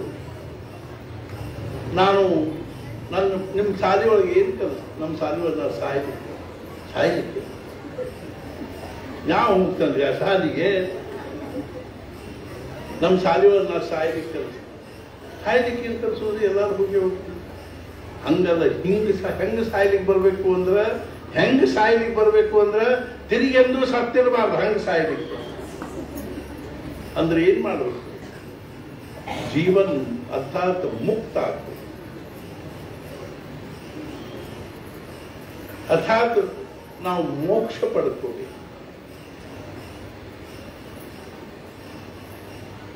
ಅಂದ್ರೆ ಹೆಂಗ್ರಿ ಅದು ಅರ್ಥಾತ್ ಮಹಾರಾಜರ ದೇಹ ಬಿಡೋದು, ಬ್ರಹ್ಮಾನಂದ ಮಹಾರಾಜ ದೇಹ ಬಿಡೋದು, ಭಾವು ಸಾಹೇಬರ ದೇಹ ಬಿಡೋದು ದಿವ್ಯ ಆನಂದ ಸಾಗರ. ಬರೀ 35ನೇ ವರ್ಷ ಹೆಂಡತಿ ಮಕ್ಕಳ ಮದುವೆ ಎಲ್ಲ ಮುಗಿಸಿ ಶಾಂತವಾಗಿ ಸೂರ್ಯಗ್ರಹಣದ ದಿವಸ ಸೂರ್ಯಗ್ರಹಣ ಬಿಟ್ಟು ಬಳಿಕ ಸ್ನಾನ ಮಾಡಿ ಶಾಂತವಾಗಿ ಭಗವಂತನ ಮಹಾರಾಜರಿಗೆ ಆರತಿ ಮಾಡಿ ಭಗವಂತನ ನಾಮಸ್ಮರಣೆ ಮಾಡ್ತಾ ಮಾಡ್ತಾ ಅರ್ಥಾತ್ ಗೋದಾವರಿ ನದಿ ದಂಡಿ ಮೇಲೆ ಆನಂದ ಸಾಗರ ದೇಹ ನೌಭಾಗದಲ್ಲಿ ಬ್ರಹ್ಮಾನಂದ ಮಹಾರಾಜರು ಎಂಥ ಒಂದು ದಿವ್ಯ ಭಾವದಂತೆ. ಮಹಾರಾಜರು ಸೋಮವಾರ ಬೆಳಿಗ್ಗೆ ಹೋಗ್ತೀನಿ ಅಂತ ಗುರುವಾರ ಹೇಳಿದ್ದಾರೆ. ಭಾವುಸಾಹೇಬ್ ಮೀ ಸೋಮವಾರಿ ಸಕಾಳಿ जाओ. ಮುಂಚೆ ರಿಸರ್ವ್ ಟಿಕೆಟ್ ತಕ್ಕೊಂಡೇ ಇಟ್ಕೊಂಡ್ಬಿಟ್ಟಿದ್ದೆ. ರವಿವಾರ ದಿವಸ ರಾತ್ರಿ ಸಂಜಿನಾಗ ಗೋಶಾಲಾ ಕಡೆಗೆ ಹೋದ್ರು. ಅಲ್ಲಿ ಅಭ್ಯಂಕರನ್ನ ಅವರು ಗೋ ಸೇವಾ ಮಾಡ್ತಿದ್ರು. ಇವ್ರು ಹೋದ್ಕೊಳ್ಳಿ ಒಂದ್ ಕಡೆಗೆ ಸಾರಿಸಿ ರಂಗೋಲಿ ಹಾಕಿ ಒಂದು ಕುರ್ಚಿ ಇಟ್ರು. ಮಹಾರಾಜ ಕುರ್ಚಿ ಮೇಲೆ ಮಹಾರಾಜರಿಗೆ ಆಕಳುಗಳ ಮೇಲೆ ಬಹಳ ಪ್ರೇಮ. ಆಮೇಲೆ ಅಭ್ಯಂಕರ್ ನಮಸ್ಕಾರ ಮಾಡಿದ ಕೂಡಲೇ ಮಹಾರಾಜರು, ಅಭ್ಯಂಕರ್ ಈ ಪಾದುಕ ಇಲ್ಲೇ ಇಟ್ಕೊಳ್ರಿ, ನಾ ಮತ್ತೆ ಇಲ್ಲೇ ಇರ್ಲಿಕ್ಕೆ ಬರ್ತೀನಿ. ಅವರು ಕುರ್ಚಿ ಮೇಲೆ ಇಟ್ಟರು. ಮಹಾರಾಜರು ತಂಪ ಗಾಳಿ ಬೀಸಲಿಟ್ಟು ಮಂದಿರಕ್ಕೆ ಬಂದರು. ಆಮೇಲೆ ರಾತ್ರಿ 9 ಗಂಟೆ 10 ಗಂಟೆಗೆ ಮಹಾರಾಜರು ಭಜನೆ ಮಾಡಲಿಕ್ಕೆ ನಿಂತು. ಕಾಲು ಇಷ್ಟಿಷ್ಟು ಬಾತ್ ಬಿಟ್ಟಿದ್ದು ಮಹಾರಾಜರು. ಅರ್ಥಾತ್ ಏನು ಅಂತಂದ್ರೆ ಅವರು ದೇಹ ಬಿಡೋಕ್ಕಿಂತಲೂ 4 ವರ್ಷ ಮುಂಚೆ 13ನೇ ಇಸ್ವಿ ಅಂದ್ರೆ 9ನೇ ಇಸ್ವಿಯಲ್ಲಿ ಅವ್ರಿಗೆ ಏನ್ ಮಾಡಿದ್ರು, ಒಂದು ವಿಷ ಪ್ರಯೋಗ ಆಗಿ ಆ ವಿಷ ಎಷ್ಟು ಮಂದಿ ದೇಶ ಹೊಟ್ಟಿ ಒಳಗೆ ಉರಿತಿತ್ತು ಅಂದ್ರೆ ಒಂದು ಭವಿಷ ಯಾಲಕ್ಕಿ ತಿಂದು ಆಮೇಲೆ ಸಾಯಂಕಾಲ ತನಕ ವಿಷ ಸ್ವಲ್ಪ ಪ್ರಭಾವ ಕಡಿಮೆ ಆಯ್ತು. ಆದ್ರೆ ಅವ್ರಿಗೆ ದಮ್ಮು ಶುರುವಾದ. ಆ ದಮ್ಮಿನಿಂದ ಬೆಳತನಕ ನಿದ್ದೆ ಹತ್ತಲಿಕ್ಕಿಲ್ಲ. ಅವರು 4 ವರ್ಷ ಆ ದಮ್ ಹೆಂಗ ಅನುಭವಿಸಿದ್ರು ಅಂದ್ರೆ ಹಿಂಗ ಗಾದಿ ಮೇಲೆ ಕೈ ಇಟ್ಕೊಂಡು ಹಿಂಗ ತೆಕ್ಕೋತ ಇಡೀ ರಾತ್ರಿ ಹತ್ತು ಕಾಲು ಬಾತ್ ಬಿಟ್ಟಿರ್ತಿದ್ರು. ಇಬ್ಬರು ಹೆಗಲ ಮೇಲೆ ಕೈ ಇಟ್ಕೊಂಡು ಅಡ್ಡಾಡ್ತಿದ್ರು. ಇಬ್ಬರು ಹೆಗಲ ಮೇಲೆ ಕೈ ಇಟ್ಟು ರಾತ್ರಿ ಅವ್ರು ಏನ್ ಮಾಡಿದ್ರು, 1:15 ತನಕನೂ ಭಜನೆ ಮಾಡಿದ್ರು, ಅನೇಕ ನಿರೂಪಣೆ ಮಾಡಿದ್ರು. ಒಂದು ಕಾಲು ಮನುಷ್ಯಗೆ ಹತ್ಕೊಳ್ಳಿ, ಒಂದು ಕಾಲು ಎತ್ತಿದ್ರು. ಈ ಕಾಲು ಮನುಷ್ಯಗೆ ಹತ್ಕೊಳ್ಳಿ, ಈ ಕಾಲು ಎತ್ತಬೇಕು. 1:15ಗೆ ರಾಮದೇವ್ರಿಗೆ ನಮಸ್ಕಾರ ಮಾಡಿ ತಮ್ಮ ಕೋಲಿ ಒಳಗೆ ಹೋದ್ರು. ಕೋಲಿ ಒಳಗೆ ಹೋಗಿ ಗಾದಿ ಮೇಲೆ ಕೂತರು. ಅರ್ಥಾತ್ ಕೋಲಿ ಒಳಗೆ ಹೋಗಿ ಮಲ್ಕೊಂಡ್ರು. ಮುಂದೆ ಸರಿಯಾಗಿ 4:15ಗೆ ಎದ್ರು.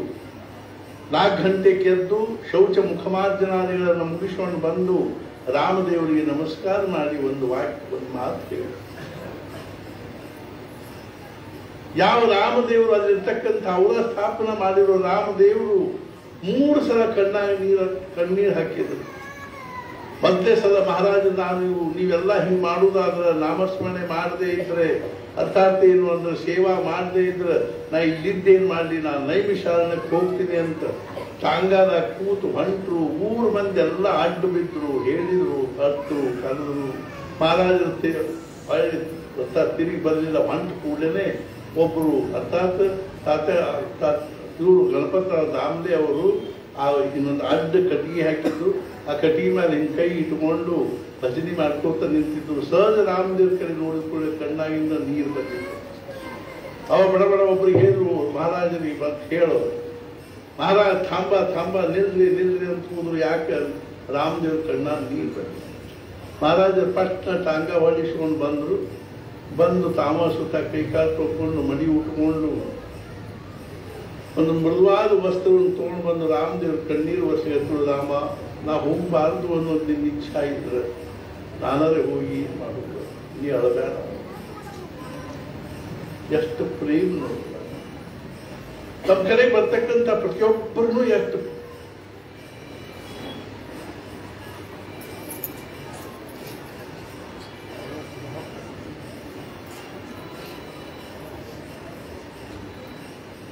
ಪ್ರೇಮ ಮಾಡ್ತಿದ್ರು ಅಂದ್ರೆ ನಿಜವಾಗಿ ಅಲ್ಲಿ ಏನಿರ್ತಿತ್ತು ಅಂದ್ರೆ ಸಜ್ಜಿ, ಭಕ್ರಿ, ನವಣಕ್ಕಿ, ಅನ್ನ ಖಾರಂ ಸಾರು, ಒಂದು ಚಟ್ನಿ ಇಷ್ಟ ಊಟ ಇರ್ಬೇಕು. ತುಪ್ಪ ಹಬ್ಬ ಹುಣ್ಣಿಮೆ ಮಾತ್ರ.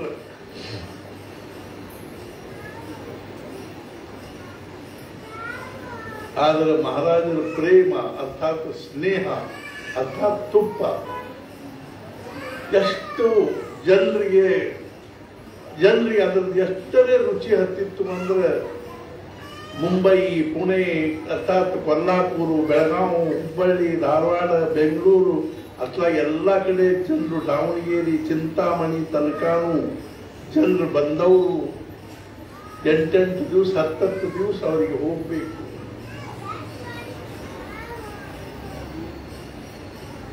ಅರ್ಥಾತ್ ಏನು ಅಂದ್ರೆ ಅವರಿಗೆ ಅಷ್ಟು ಸಂತೋಷ. ಜೋ ಜಾಯಿ ಏಕವಾರ जैसी देई नाम सार ऐसा नाही देख, जो जाई एक वार तो विसरे घरदार त्याचे देई नाम सार. ಯಾರು ಹೋಗ್ತಿದ್ರು ಮನಿ ಮಾರು ಮರ್ತ ಬಿಡ್ತಿದ್ರು.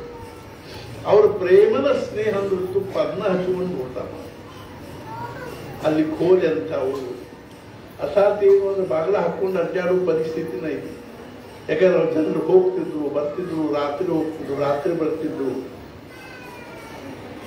ಅವು ಕೋಲಿ ಒಳಗೆ ಹೆಕ್ಕ ಇಲ್ಲಿ ಅಡ್ಡಾಡ್ತಿರ್ಬೇಕು ಅಂತ ಕೋಲಿ ಏನು ಆ ಊಟಿ. ಊರಾಗ ಲೈಟ್ ಇಲ್ಲ, ಬೆಳಕಿಲ್ಲ, ನೀರಿಲ್ಲ, ಎಷ್ಟರೇ ಅಲ್ಲಿ ಅನಾನುಕೂಲತೆಗಳಿದ್ರು ಸಹಿತ ಆ ಸತ್ಪುರುಷನ ಪ್ರೇಮ ಅರ್ಥಾತ್ ಏನು ಅವರೇನು ಯಾವ ಯೂನಿವರ್ಸಿಟಿಯಲ್ಲಿ ಅಭ್ಯಾಸ ಮಾಡಿದವರಲ್ಲ, ಇದನ್ನ ಮಾಡಿದವರಲ್ಲ, ಬರೀ 2 ತಿಂಗಳ ಸಾಲಿಗೆ ಹೋಗಿದ್ದು, ಅದು ಸಹಿತ ಬಿಟ್ಟಿ ವ್ಯಾಸ. ಅವರ ಪ್ರೇಮಕ್ಕೆ ಎಷ್ಟೊಂದು ಜನರು ವಶೀಭೂತ ದ್ರವೀಭೂತ ಆಗಿಬಿಡ್ತಿದ್ರು ಅಂದ್ರೆ ಅಲ್ಲಿಂದ ಅವ್ರಿಗೆ ಹೋಗ್ಲಿಕ್ಕೆ ಮನಸ್ಸಾಗಿ. ಅಂಥವ್ರು ಅವತ್ತು ಶಾಂತವಾಗಿ ಮಲ್ಕೊಂಡೆ ಅಂತ ಕೂಡಲೇ ಸಮಾಧಿ, ಗಾಢ ಸಮಾಧಿ ಒಳಗೆ ಇಂದೂರಿನಲ್ಲಿ ಅವ್ರಿಗೇನು ಒಂದು ಉಳ್ಮನೆ ಅವಸ್ಥಾ ಬರ್ತಿತ್ತು. ಅದರ ನಂತರ ಇವತ್ತನ ಅವರು ಆ ರೀತಿಯಾಗಿ ಶಾಂತವಾಗಿ ಸಮಾಧಿ ಅವಸ್ಥಾದಂತೂ 24 ತಾಸು ಪ್ರಪಂಚದ ಸರ್ವ. ಹಂಗಿದ್ರು ಸಹಿತ ತುರ್ಯಾತೀತ ಅವಸ್ಥಾ ಹೇ ನಿರಂತರ, ತುರ್ಯಾತೀತ ಅವಸ್ಥಾದಲ್ಲಿ ಅಂಥ ಒಂದು ಮಹಾತ್ಮ ಅವತ್ತು 5 ಅರ್ಥಾತ್ ಏನು ಅಂದ್ರೆ 5:35, 40ಕ್ಕೆ ಅವರು ಸಮಾಧಿ ಹಿಡಿತು. ಆಮೇಲೆ ಜನರು ಬಂದು ನಮಗೆ ಅವರಿಗೆ ಊರ್ಧ್ವ ಶ್ವಾಸ ಶುರುವಾಯಿತು. ಎಲ್ಲರೂ ಬಂದು ನಮಸ್ಕಾರ ಮಾಡ್ಲಿಕ್ಕೆ ಹತ್ತು. ಯಾರ ಜೊತೆಗೂ ಮಾತಾಡಲಿಲ್ಲ, ಸುಮ್ಮನೆ ಕೂತಿದ್ರು. ಎಲ್ಲಾರ ಕಡೆಗೂ ಕೃಪಾ ದೃಷ್ಟಿಯನ್ನು ಬೀರ್ತಾರೆ. ವಾಮನರಾವ್ ಜ್ಞಾನೇಶ್ವರಿ ಬಂದು ನಮಸ್ಕಾರ ಮಾಡಿ ಕೂಡಲೇ ಮಹಾರಾಜ ಅವ್ರ ಹೆಸರು ತಗೊಳ್ಳಿಲ್ಲ. ಹಂಗೆ ಜೇಥೆ ನಾಮ್ ತೇಥೆ ಮಾಝೆ ಪ್ರಾಣ ಹೀ ಸಂಭಾಳ. ಎಲ್ಲಿ ನಾಮದನೋ ಅಲ್ಲಿ ನನ್ನ ಪ್ರೇಮದ. ಇದನ್ನ ನೀವು ಅರ್ಥಾತ್ ಏನು ಅಂದ್ರೆ ಗಂಟು ಕಟ್ಟಿ ನಿಮ್ಮ ಹತ್ರ ಇಟ್ಟುಕೊಂಡಿದ್ರು. ಇದು ನಾನು ನಿಮಗೆ ಕೊಡ್ತಕ್ಕಂಥ ಮಾತು, ವಚನ, ಪ್ರಮಾಣ ಅಂತ ಹೇಳಿ ಬರೋಬ್ಬರಿ 5:55ಕ್ಕೆ ಅವರು ಶಾಂತ. ಇವತ್ತು ಆ ದಿವಸ 111 ವರ್ಷಗಳಾಗುವುದಿಲ್ಲ. ಇವತ್ತಿಗೂ ಅರ್ಥಾತ್ ಇದು ನಮ್ಮ ಭಾರತದಲ್ಲಿ ಅಷ್ಟಲ್ಲ, ವಿದೇಶದಲ್ಲಿಯೂ ಸಹಸ್ರಾರು ಲಕ್ಷಾವಧಿ ಜನರು ಮಹಾರಾಜ್ ಅಂತ. ಏನ್ರಿ ಇದೆಲ್ಲ ಅರ್ಥ ಅಂತಂದ್ರೆ ಮತ್ತೊಂದು ಏನೂ ಇಲ್ಲ. ನಾವೇನೀಗ ಹೊರಗಿನ ಪ್ರವಾಸ ಒಳಗೆ ಆಯುಷ್ಯ ಕಳೀತಾ ಇದ್ದೀವಿ. ಯಥೋ ನಿಶ್ಚಲತಿ ಮನಶ್ಚಂಚಲಮಸ್ಥಿರಂ ತತಸ್ತೋ ನಿಯಮ್ಯೈತಾತ್ಮನ್ನೇವ ವಶ. ನಿರಂತರವಾಗಿ ಪಂಚ ಜ್ಞಾನೇಂದ್ರಿಯಗಳ ಮೂಲಕವಾಗಿ ಹೊರಗಿನ ಪ್ರಪಂಚದ ಕಡೆಗೆ ನಾವೇನು ಆಕರ್ಷಿತ ಆಗಿರ್ತೀವಿ, ಆ ಮನಸ್ಸನ್ನು ಒಳಗೆ ಅದನ್ನು ನಾಮದಲ್ಲಿ ತೊಡಗಿಸ್ಲಿಕ್ಕೆ ಪ್ರಯತ್ನ ಮಾಡಿದರೆ ನಿಧಾನವಾಗಿ ನಮಗೆ ಅರ್ಥ ಆಗ್ತಿಲ್ಲ ಮಹಾರಾಜರು ಅಂದ್ರೆ ಏನು. ಮಹಾರಾಜರು ಅಂದ್ರೆ ಒಂದು ವ್ಯಕ್ತಿ ಅಲ್ಲ, ಮಹಾರಾಜರು ಅಂದ್ರೆ ಒಂದು ಅವಸ್ಥೆ, ಸುಪ್ರಮೆಂಟಲ್ ಅವಸ್ಥೆ, ಸುಪ್ರೀಂ ಅವಸ್ಥೆ ಅನ್ನೋದು ನಮಗೆ ಅನುಭವ ಬರ್ತದೆ. ನಮ್ಗೆಂಥ ಒಂದು ಭಾಗ್ಯದ ಇವತ್ತು ನಾವು ಅವರು ದಿವ್ಯ ಸನ್ನಿಧಾನದಲ್ಲಿ ಸಾನ್ನಿಧ್ಯದಲ್ಲಿ ಎಷ್ಟೊಂದು ಪ್ರೇಮದಿಂದ ಭಕ್ತಿ ಭಾವದಿಂದ ಇದೆಲ್ಲರೂ ಸೇರಿವಿ. ಇವತ್ತು ನಿಜವಾಗಿಯೂ ನಮ್ಮೆಲ್ಲರ ಜೀವನದಲ್ಲಿ ಒಂದು ಚಿರಸ್ಮರಣೀಯವಾಗಿರ್ತಕ್ಕಂಥ ಪ್ರಸಂಗ. 111 ವರ್ಷಗಳಲ್ಲಿ 41 ವರ್ಷಗಳಿಂದ ನಾವು ಈ ಹೆಬ್ಬಳ್ಳಿಯಲ್ಲಿ ಅವರ ದಿವ್ಯ ಸಾನ್ನಿಧ್ಯದಲ್ಲಿ ಈ ಪುಣ್ಯತಿಥಿ ಆರಾಧನೆಯನ್ನು ನಾವು ಆಚರಿಸ್ತಾ ಬಂದಿದ್ದೀವಿ. ನಮ್ದು ಯಾವುದೇ ಪ್ರಕಾರವಾಗಿರ್ತಕ್ಕಂಥ ಪ್ರಚಾರ ಪ್ರಸಾರದ ಅವಶ್ಯಕತೆ ಇಲ್ಲ. ಪೇಪರ್ನಲ್ಲಿ ಕೊಡೋದು, ಮ್ಯಾಗ್ಜಿನ್ನಲ್ಲಿ ಕೊಡೋದು ಅಥವಾ ಪೇಪರ್ನಲ್ಲಿ ಕೊಡೋದು, ಅರ್ಥಾತ್ ಏನು ಅಂದ್ರೆ ಪ್ರೆಸ್ ಕಾನ್ಫರೆನ್ಸ್ ಮಾಡೋದು ಏನೂ ಅವಶ್ಯಕತೆ ಇಲ್ಲ. ಯಥಾ ವೃಕ್ಷಸ್ಯ ಸಂಪುಷ್ಪಿತಸ್ಯ ದೂರಾದ್ ಗಂಧೋ ವಾತಿ ಏವಂ ಪುಣ್ಯಸ್ಯ ಕರ್ಮಣೋ ದೂರಾದ್ ಗಂಧೋ.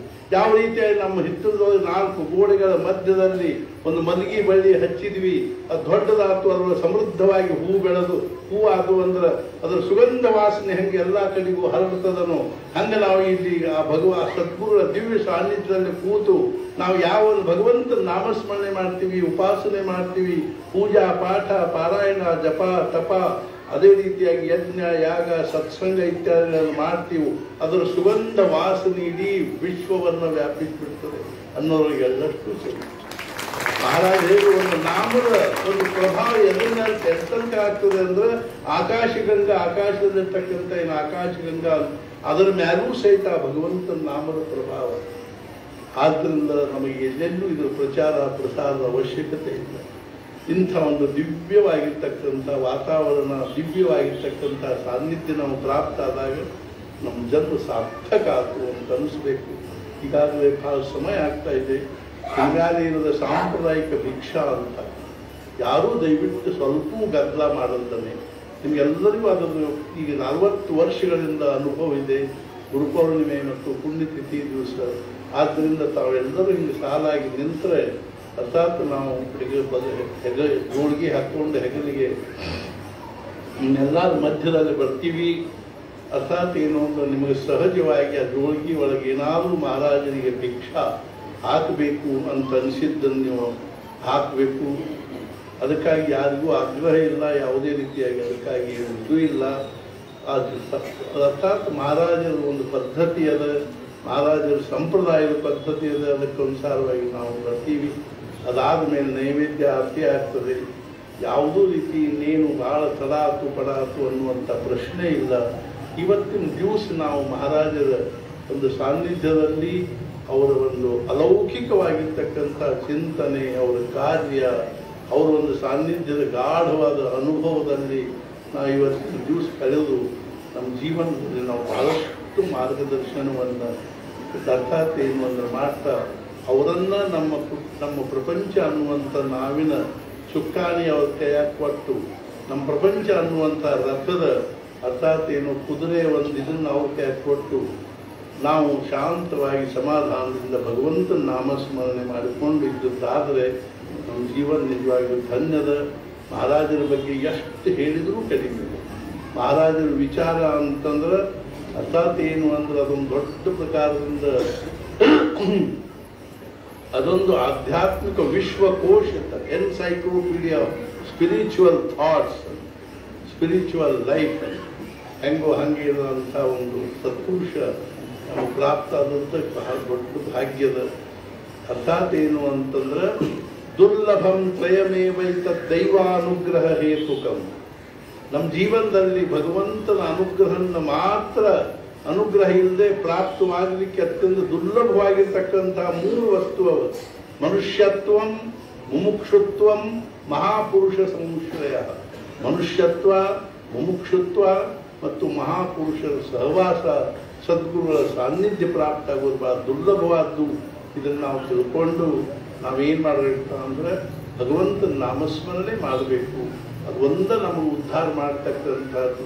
ವಾಸನ ನಿವೃತ್ತಿಯಾಗಿ ಮೋಕ್ಷ ಆಗಬೇಕು ಅಂದ್ರೆ, ಮೋಕ್ಷ ಅಂದ್ರೆ ಇದರ ಜನ್ಮದಲ್ಲಿ ಆನಂದದ ಅನುಭವ ಬರಬೇಕು ಅಂದ್ರೆ, ದುಃಖ ನಿವೃತ್ತಿಯ ಅನುಭವ ಬರಬೇಕು ಅಂದ್ರೆ ನಮಗೆ ನಾಮಸ್ಮರಣೆನೇ ಮಾಡಬೇಕು. ಅರ್ಥಾತ್ ಸತ್ಸಂಗ ಮಾಡಬೇಕು. ಮೇಲಿನ ಬಂದವರು ದರ್ಶನ ತಗೋಬೇಕು.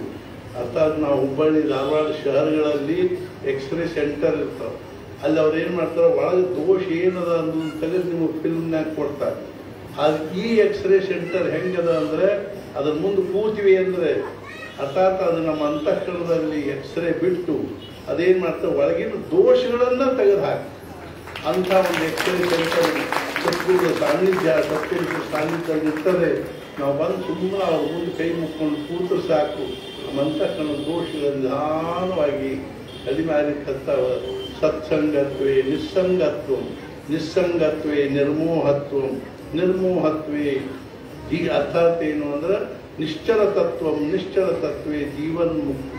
ಏಕ ಘಡಿ ಆಧಿ ಮೇ ಪುಣ್ಯ, ತುಳಸಿ ಸಂಗತ ಸಾಧುಕಿ ಹರವು ಕೋಟಿ ಅಪರಾಧ ಅನ್ನೋ ರೀತಿಯಲ್ಲಿ ನಾವು ಸದ್ಗುರು ಸಾನ್ನಿಧ್ಯದಲ್ಲಿ ಮತ್ತೆ ಬರಬೇಕು. ನಾಳೆ ಏಕಾದಶಿ, ನಾಳೆ ಔಭೃತ ಸ್ನಾನ. ಈ ವರ್ಷ ನಾವು ಸ್ವಲ್ಪ ಅದನ್ನೆಲ್ಲ ಅರ್ಥಾತ್ ಸ್ವಲ್ಪ ಅದರೊಳಗೆ ಎಲ್ಲ ರೀತಿಯಿಂದಲೂ ಅದನ್ನು ಸ್ವಲ್ಪ ಅನುಕೂಲ ಆಗುವ ರೀತಿಯಲ್ಲಿ ಮಾರ್ಪಾಡು ಮಾಡಿದ್ದೀವಿ. ಈ ಕಳೆದ 5-6 ದಿನಗಳಲ್ಲಿ ಅದರಲ್ಲೇ ಬಹಳಷ್ಟು ತೊಡಗಬೇಕಾಗಿ ಬಂತು. ಅದೇ ರೀತಿಯಾಗಿ ನಾಳೆ ಏಕಾದಶಿ ನಾವು ಬೆಳಿಗ್ಗೆ 8:30-9 ಗಂಟೆಗೇನೆ ಇಲ್ಲಿ ಉಪಹಾರ ಮುಗಿಸ್ಕೊಂಡು ಸದ್ಗುರುಗಳನ್ನು ನಾವು ಪಾದುಕೆಯನ್ನು ಪಲ್ಲಕ್ಕಿಯಲ್ಲಿ ಇಟ್ಕೊಂಡು ಅಲ್ಲಿ ತೊಗೊಂಡು ಹೋಗಿ ಭಜನೆ ಮಾಡಿಕೋತ ಮುಂದಿನ ವರ್ಷದ ಅಷ್ಟೊತ್ತಿಗೆ ನಮ್ಮದೊಂದು ಅರ್ಥಾತ್ ಕಳೆದ 5-6 ವರ್ಷಗಳಿಂದ ವಿಚಾರ ಮಾಡ್ತಾ ಇದ್ದೀವಿ. ಮುಂದಿನ ವರ್ಷ ಏಕಾದಶಿ ದಿವಸನೇ ನಾವು ಏನು ಮಾಡಬೇಕು ಅಂದರೆ ಇಲ್ಲಿಂದ ಸ್ವಲ್ಪ ರಥದಲ್ಲಿ ಮಹಾರಾಜರ ದಿವ್ಯವಾದ ಒಂದು ವಿಗ್ರಹವನ್ನು ಇಟ್ಟುಕೊಂಡು ರಥೋತ್ಸವವನ್ನು ಮಾಡಬೇಕು ಅನ್ನುವಂಥ ಕೆಲಸ ಇದೆ. ಅದಕ್ಕೆ ವಿಚಾರವಾಗಿ ನಾವು ರಥವನ್ನು ಮಾಡಿಸಬೇಕು ಅನ್ನುವಂಥ ವಿಚಾರದಲ್ಲಿದ್ದೀವಿ. ಮುಂದಿನ ವರ್ಷದಿಂದ ರಥೋತ್ಸವವೂ ಪ್ರಾರಂಭ ಆಗು ಅವರು ಸಂಕಲ್ಪ ಇದ್ರೆ ಆಗ್ತದೆ, ಇಚ್ಛಾಕ್ಕನುಸಾರವಾಗಿ ಆಗ್ತದೆ. ಅವ್ರದ್ದೇನೋ ಒಂದು ನಮ್ಮ ಮನುಷ್ಯನಾಗ ಆ ರೀತಿ ಭಾವ ಬರ್ತದೆ, ರಥೋತ್ಸವನೂ ಆಗಬೇಕು ಸದ್ಗುರುಗಳದು ಅನ್ನುವಂಥದ್ದು. ಆ ರೀತಿಯಾಗಿ ಅರ್ಥಾತ್ ಬೆಳದಡಿಯಲ್ಲಿ ಆಗ್ತದೆ, ಇನ್ನೂ ಅನೇಕ ಕಡೆಗೆ ಆಗ್ತದೆ. ಆದ್ದರಿಂದ ರಥೋತ್ಸವನೂ ಆಗ್ಬೋದು. ಈಗ ನಾವು ಪಲ್ಲಕ್ಕಿಯಲ್ಲಿ ಮಹಾರಾಜರ ದಿವ್ಯವಾದ ಪಾದುಕೆಯನ್ನು ಇಟ್ಕೊಂಡು ಹೋಗಿ ಅಲ್ಲಿ ಪುಷ್ಕರಣಿಯಲ್ಲಿ ಸ್ನಾನ ಮಾಡಿ ಪಾದುಕೆಗಳ ನೀರನ್ನು ಜಲವನ್ನು ಹಾಕಿಸಿಕೊಂಡು ನಾವು ನಮ್ಮ ಅರ್ಥಾತ್ ನಮ್ಮ ಅರ್ಥಾತ್ ಏನು ಅಂದರೆ ತ್ರಿಕರಣವನ್ನು ನಾವು ಶುದ್ಧ ಮಾಡಿಕೊಂಡು ನಾವು ಸದ್ಗುರು ಅನುಗ್ರಹಕ್ಕೆ ಪಾತ್ರರಾಗುವನು. 12 ದಿವಸ ಪ್ರತಿ ವರ್ಷ ಧನುರ್ಮಾಸದ್ದು ನೈವೇದ್ಯ ಅಂತಿರ್ತದೆ. ಸೂರ್ಯೋದಯದೊಳಗಾಗಿ ಅರ್ಥಾತ್ ನೈವೇದ್ಯ ಆಗ್ತದೆ ಮತ್ತು ಸೂರ್ಯೋದಯಕ್ಕೆ ಪ್ರಸಾದ ಪ್ರಾರಂಭ ಆಗ್ತದೆ. ಎಲ್ಲರೂ ಅಲ್ಲಿವರೆಗೂ ನಡೀತಕ್ಕಂಥ ಎಲ್ಲ ಕಾರ್ಯಕ್ರಮಗಳಲ್ಲಿ ಭಾಗವಹಿಸಿ ಶ್ರೀ ಸದ್ಗುರುಗಳಿಗೆ ಪಾತ್ರರಾಗಬೇಕು. ಮಹಾರಾಜ ನಮಗೂ ನಿಮಗೂ ಎಲ್ಲರಿಗೂ ಆಯುಷ್ಯ ಆರೋಗ್ಯ ಐಶ್ವರ್ಯಗಳನ್ನು ಅನುಗ್ರಹಿಸಲಿ. ಮತ್ತು ಮುಖ್ಯವಾಗಿ ನಮಗೆಲ್ಲರಿಗೂ ಭಗವಂತರಲ್ಲಿ ಭಕ್ತಿ, ನಾಮದಲ್ಲಿ ಪ್ರೇಮ, ಅದು ಸತ್ತು ಅನನ್ಯವಾಗಿರ್ತಕ್ಕಂಥ ನಿಷ್ಠೆಯನ್ನು ಕೊಡಲಿ ಅಂತ ತಿಳ್ಕೊಂಡು ಹೇಳಿ ನಾವು ಈಗ ಸಾಂಪ್ರದಾಯಿಕ ಭಿಕ್ಷಾತ್ಮನುಸಾರವಾಗಿ ನಾವು ಬರ್ತೀವಿ. ನೀವು ಇಲ್ಲೇ ನಿಂತಲ್ಲೇ ಅರ್ಥಾತ್ ಎಷ್ಟು ಸಾಲ ಆಗ್ತವೆ ಅಷ್ಟು ಸಾಲು ಮಾಡಿ ನಿಲ್ಲಬೇಕು. ಅದೇ ರೀತಿಯಾಗಿ ನಿಮಗೇನು ದಕ್ಷಿಣೆ ಕೊಡಬೇಕು ಅಂತ ಗುರುದಕ್ಷಿಣೆಯನ್ನು ನೀವು ಅದನ್ನು ಅರ್ಪಿಸಬೇಕು. ಅದಾದಮೇಲೆ ನೈವೇದ್ಯ ಆರತಿ ಆಗ್ತದೆ, ಪ್ರಸಾದ ಆಗ್ತದೆ. ಎಲ್ಲರೂ ಪ್ರಸಾದದಲ್ಲಿ ಶಾಂತವಾಗಿ ಪ್ರಸಾದವನ್ನು ಸ್ವೀಕರಿಸಬೇಕು. ಅದೇ ರೀತಿಯಾಗಿ ಎಲ್ಲ ಗ್ರಾಮ ಭೋಜನ ಹೊರಗೆ ಎಲ್ಲ ಗ್ರಾಮಸ್ಥರಿಗೂ ಸಹಿತ ಪ್ರಸಾದದ ವ್ಯವಸ್ಥೆ ಇರ್ತದೆ. ಈ ಎಲ್ಲ ಒಂದು ಕಾರ್ಯಕ್ರಮಗಳಲ್ಲಿ ಭಾಗವಹಿಸಿ ಮಹಾರಾಜರು ನಮಗೆ ಎಲ್ಲರಿಗೂ ಆಯುಷ್ಯ ಆರೋಗ್ಯ ಐಶ್ವರ್ಯವನ್ನು ಅನುಗ್ರಹಿಸಲಿ. ಅದೇ ರೀತಿಯಾಗಿ ಮುಖ್ಯವಾಗಿ ನಮಗೆಲ್ಲರಿಗೂ ಭಗವಂತನಲ್ಲಿ ಭಕ್ತಿ, ನಾಮದಲ್ಲಿ ಪ್ರೇಮ ಹಾಗೂ ಸದ್ಗುರು ಅನನ್ಯವಾಗಿರ್ತಕ್ಕಂಥ ನಿಷ್ಠೆಯನ್ನು ಕೊಡಲಿ ಅಂತ ತಿಳ್ಕೊಂಡು ಹೇಳಿ ಸದ್ಗುರುನಾಥ ಮಹಾರಾಜ್ ಕಿ ಜೈ. ಜೈ